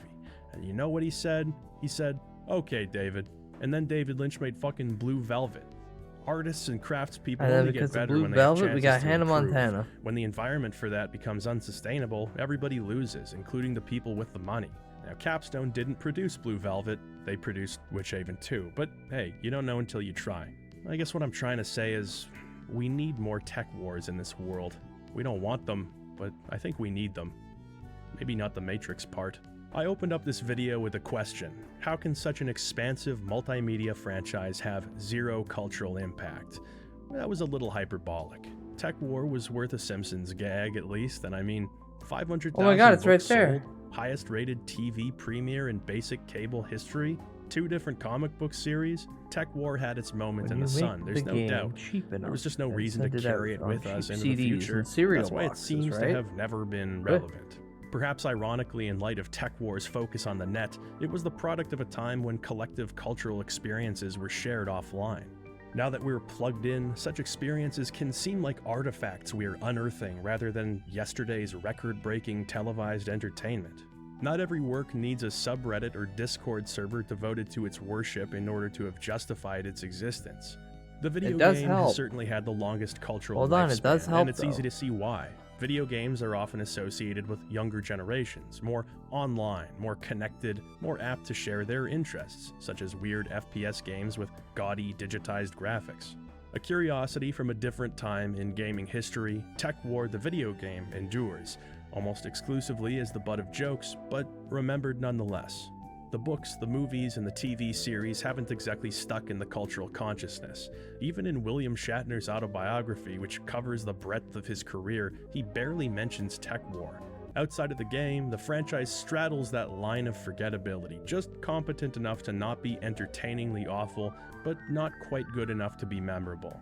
There are flashes of something greater throughout. If the show had like twice the budget, maybe another season, I could see it becoming a cult thing. Accurate. No less cheesy perhaps, but with a bit more breathing room for some vision and creativity to manifest. Universal and William Shatner pushed hard for Tech War to be the next big thing, but sometimes it just isn't meant to be. The 90s was an amazing decade for cyberpunk-inspired media, and Tech War just couldn't keep pace with the zeitgeist. If Shatner's ambitions for the property stopped at being a novel you'd read in an airport and then throw away, by that metric, it's hard to say that Tech War wasn't a success. It may not have been great, it may not have been influential, but it was Tech War, and you can never take that away from it.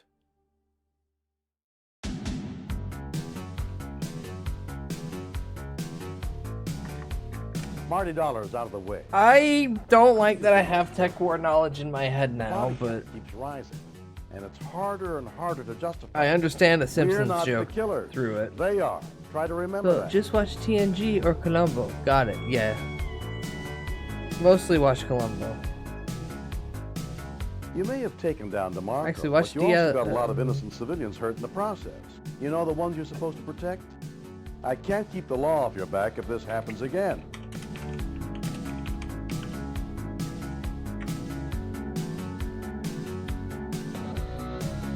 Don't be so proud of yourself. Sure, you brought down watch bosses, DS9 but for you made the Cisco. People's Park sector look like a war zone. Next time, use better judgment if and when you apply lethal force. Too bad. He's trapped on this instead. Bringing in Columbo is so Conrad good. Mole I was watched great, it twice but unless with you wanna random join Discord him, groups. You can't keep leaving a trail of bodies behind. Oh, just you need one to watch more where thing. you shoot. I can't keep the cops from throwing you back in the freezer if you keep screwing up and getting innocent bystanders killed. Be more careful out there. No, give me the clip where he praises me, tells me I'm a good boy. Very good cop. You may have gotten Sonny off the streets, but did you have to take half of L.A. with him? Yeah. Far be it for me to judge my fellow man, but the last time I checked, killing was a bad thing. This may be war, but the ends still don't justify the means. I don't like having to wash the blood of innocents off my hands. Don't make me do it again. You're acting like I'm putting the gun in your hand and telling you to squeeze the trigger. With Connor out of the picture, we have a better idea of what's going on. But you have got to watch that itchy trigger finger of yours. If you keep getting people killed, it's back to the deep freeze for you.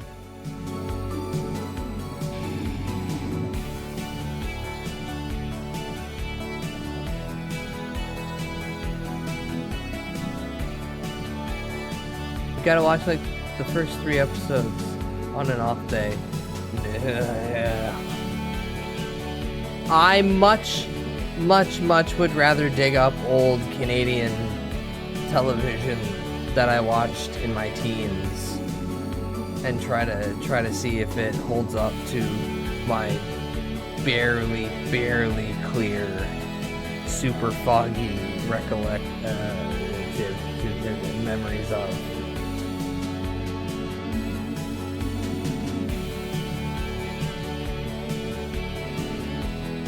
Find some fucking sci-fi shit that was filmed in Vancouver in late 90s or early 2000s that I watched anywhere between the hours of midnight and 4 a.m. on like analog Canadian television.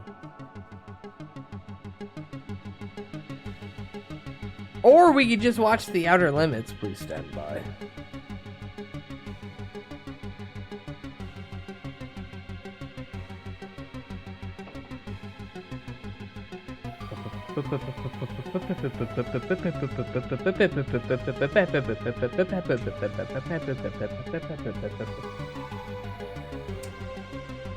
TV show.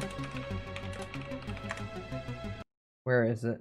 Yeah! First wave, okay. Yeah, it was 98.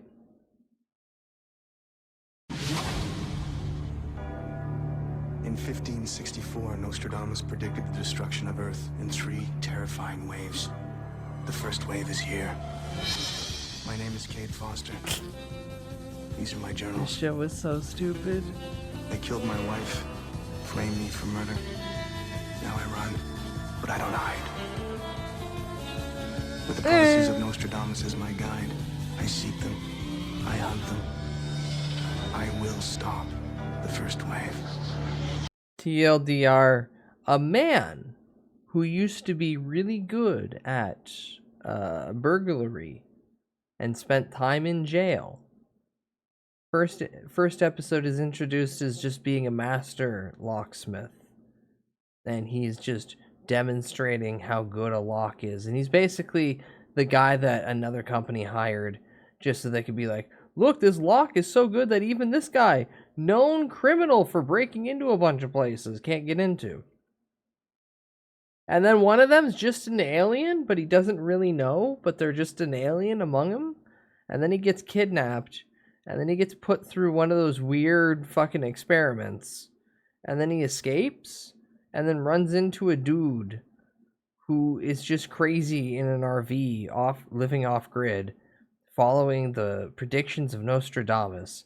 And then literally every episode is they just flip open the book and they read a Nostradamus insert, and they go, what could this mean? And then it ends with them driving into a military base in the middle of buttfuck nowhere with one of the aliens, and they just take out all the aliens. Like, I can remember just the ending, and the ending is literally just 4 characters getting into a car and then driving away at the ending. Yeah. Yeah, how long did this series run for?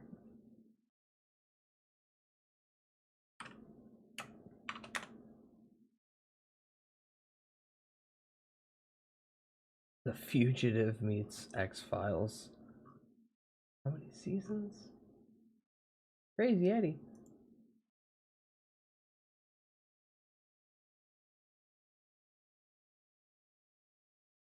.2 out of 10. People gave it a 7.2. 66 episodes. It got 3 seasons. Jesus Christ. Alright. That might be, like, legitimately on the list. Poppycock. Poppycock.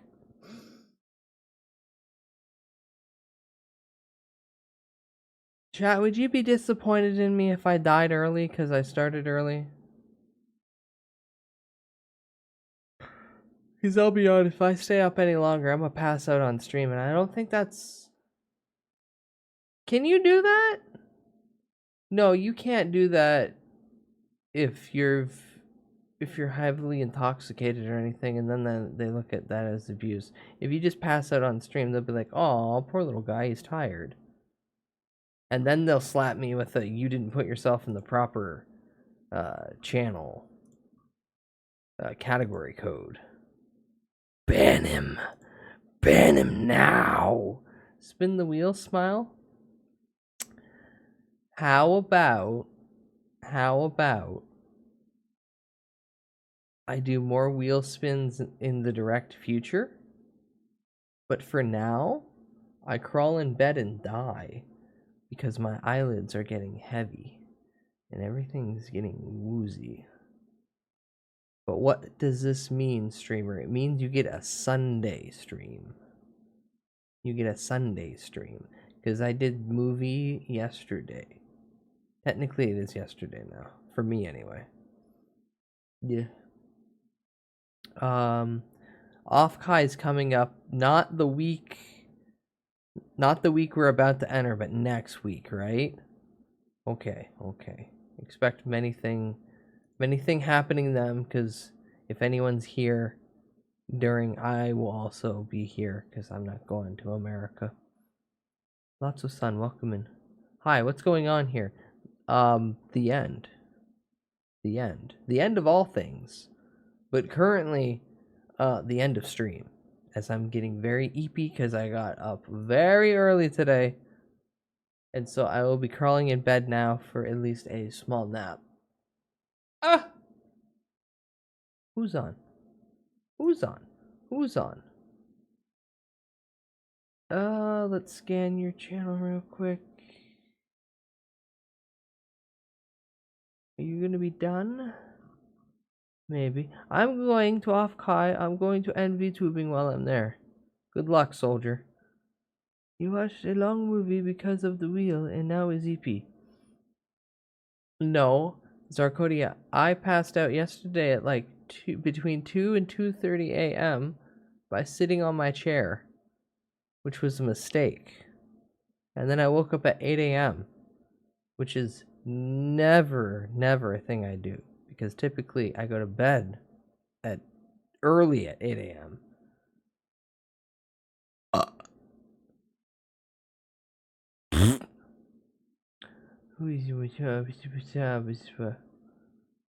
Here, let me see. Lazy boys are a trap. Lazy boys are a fucking trap. You think, oh, I'll just sit. I'll just sit. Oh, well, I'll pull the fucking handle. Yeah, sure. I'll lean back a little bit. This is comfy.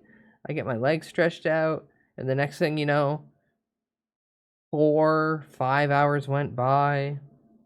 You're all kind of disoriented because you didn't sleep on a bed or anything. You slept on a mechanical instrument that can move depending on where you shift your body weight. Sit for a while. I'll shit for a while.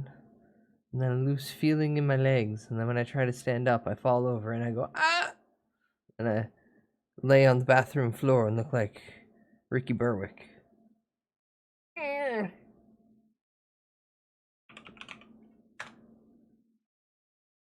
Okay, what hell do I send you all to? What bright, smiling faces. Future game show. Shit, I forgot. There was more fucking video games besides the summer games that are coming out this weekend. We'll go through more of that. Hi, Harful. Bye, Harful. I'm leaving now. Harful, you're late. Picks you up by both your cheeks, pinches them, squeezes.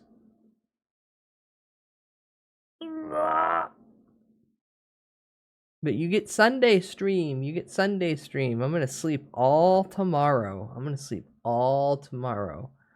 In fact, I might just nap and then get up in a couple hours and then stay up a little bit and then nap through all of the heat that is going to be tomorrow. Punch Punch Forever also released new episode. Milk Porch, I seen it when it came out. I was watching it when it was previewing. Fuck you, streamer. You wish you could, but you can't for reasons. Yeah, Ball Pit X is a nice game. Sarkodia, I have in the thing of demos, I have not only the Ball Pit demo, I have a game called Clover Pit, which, haha, pit, not armpit, where you're stuck in a room and you have to gamble your way out of debt. Both those are going to be fun. Also, Look Mom No Computer made a video game, and there's a demo for that, so tomorrow, more video games, just video games, maybe a little bit of slop. Maybe instead we watch a bunch of more video games because of all the release stuff. We'll find out. My brain hurty though. I'm gonna go lay down. Alright. We spam wheel until he plays demo. Yeah, we figure that out in the next 48 hours. Poppycock. I do have to watch that movie at some point. It's so fucking bizarre. Oh, cute. Meat has a new pixelated model. Beep bap forever.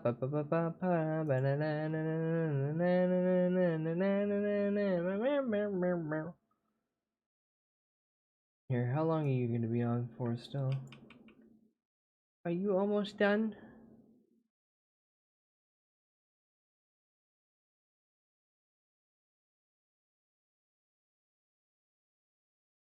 Yeah, you look like you're wrapping up.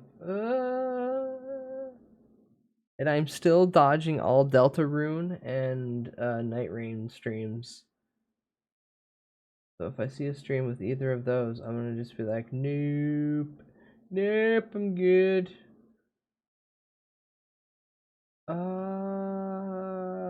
Cow. Cow.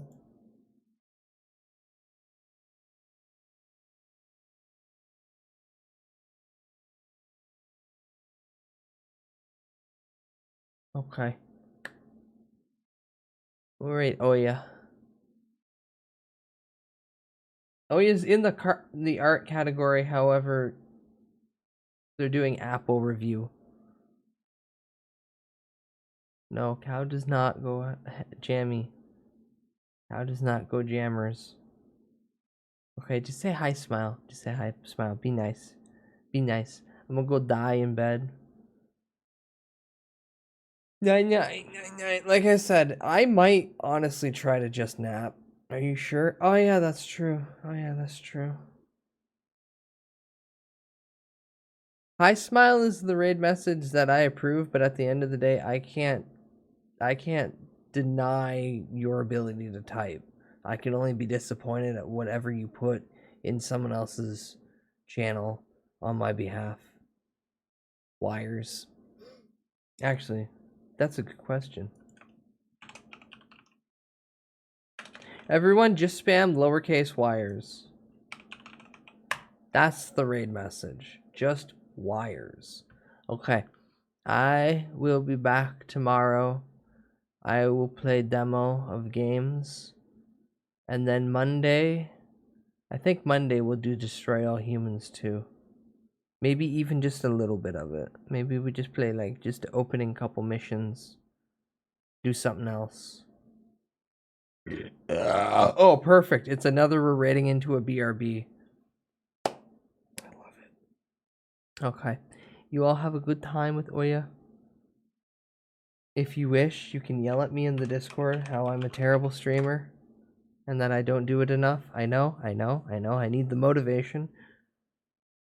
Always BRB with count. No. The last two raids I've done have been into BRBs. I think. Or Mimi was 2 raids ago. Either way. My brain don't work. I also have a throne. Put dumb shit on there. Again, rest well streaming. Thank you, Draconic. Hi, Muggy. Bye, Muggy. I'm ending early because I'm extremely tired.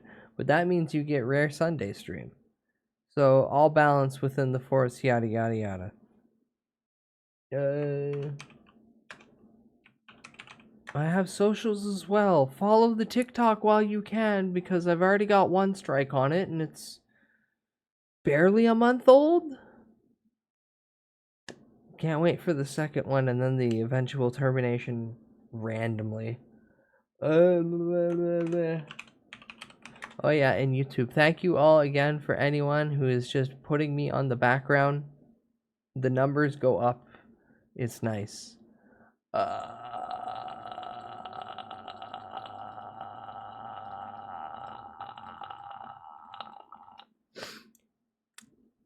Death rattle aside. Chat, if you need to, please, for the love of God, go get some water and properly hydrate yourself. Coffee, soda, whatever slurry that you bought for $10 that's full of sugar, that's not helping. Also, food. Food. I know you haven't eaten enough today. Food. Get some food, damn it. And then sleep. Let's all eep in dreamland, and then I can yell at you through the spirit plane. Don't bring up spirit science in my chat. Don't bring up spirit science in my chat. I hesitated. I should have not said any of that. That's just the doorway for one person to make that connection. But above all else, get the fuck out of my goddamn face. I want to go to bed. Get out. Get out of my apartment. Get out. No, quit sitting on the edge of my bed. No, leave. I'm not gonna play Smash Bros with you. I'm not gonna. You don't touch my god damn air fryer. No nuggies for you. Get out. Get out. Get out. Get out. You're worse than the cat that used to live here. Get out. Get out. Okay, bye. Bye. Bye. Goodbye, everyone. Goodbye. Goodbye. Goodbye. Goodbye. Goodbye. Okay. Leave.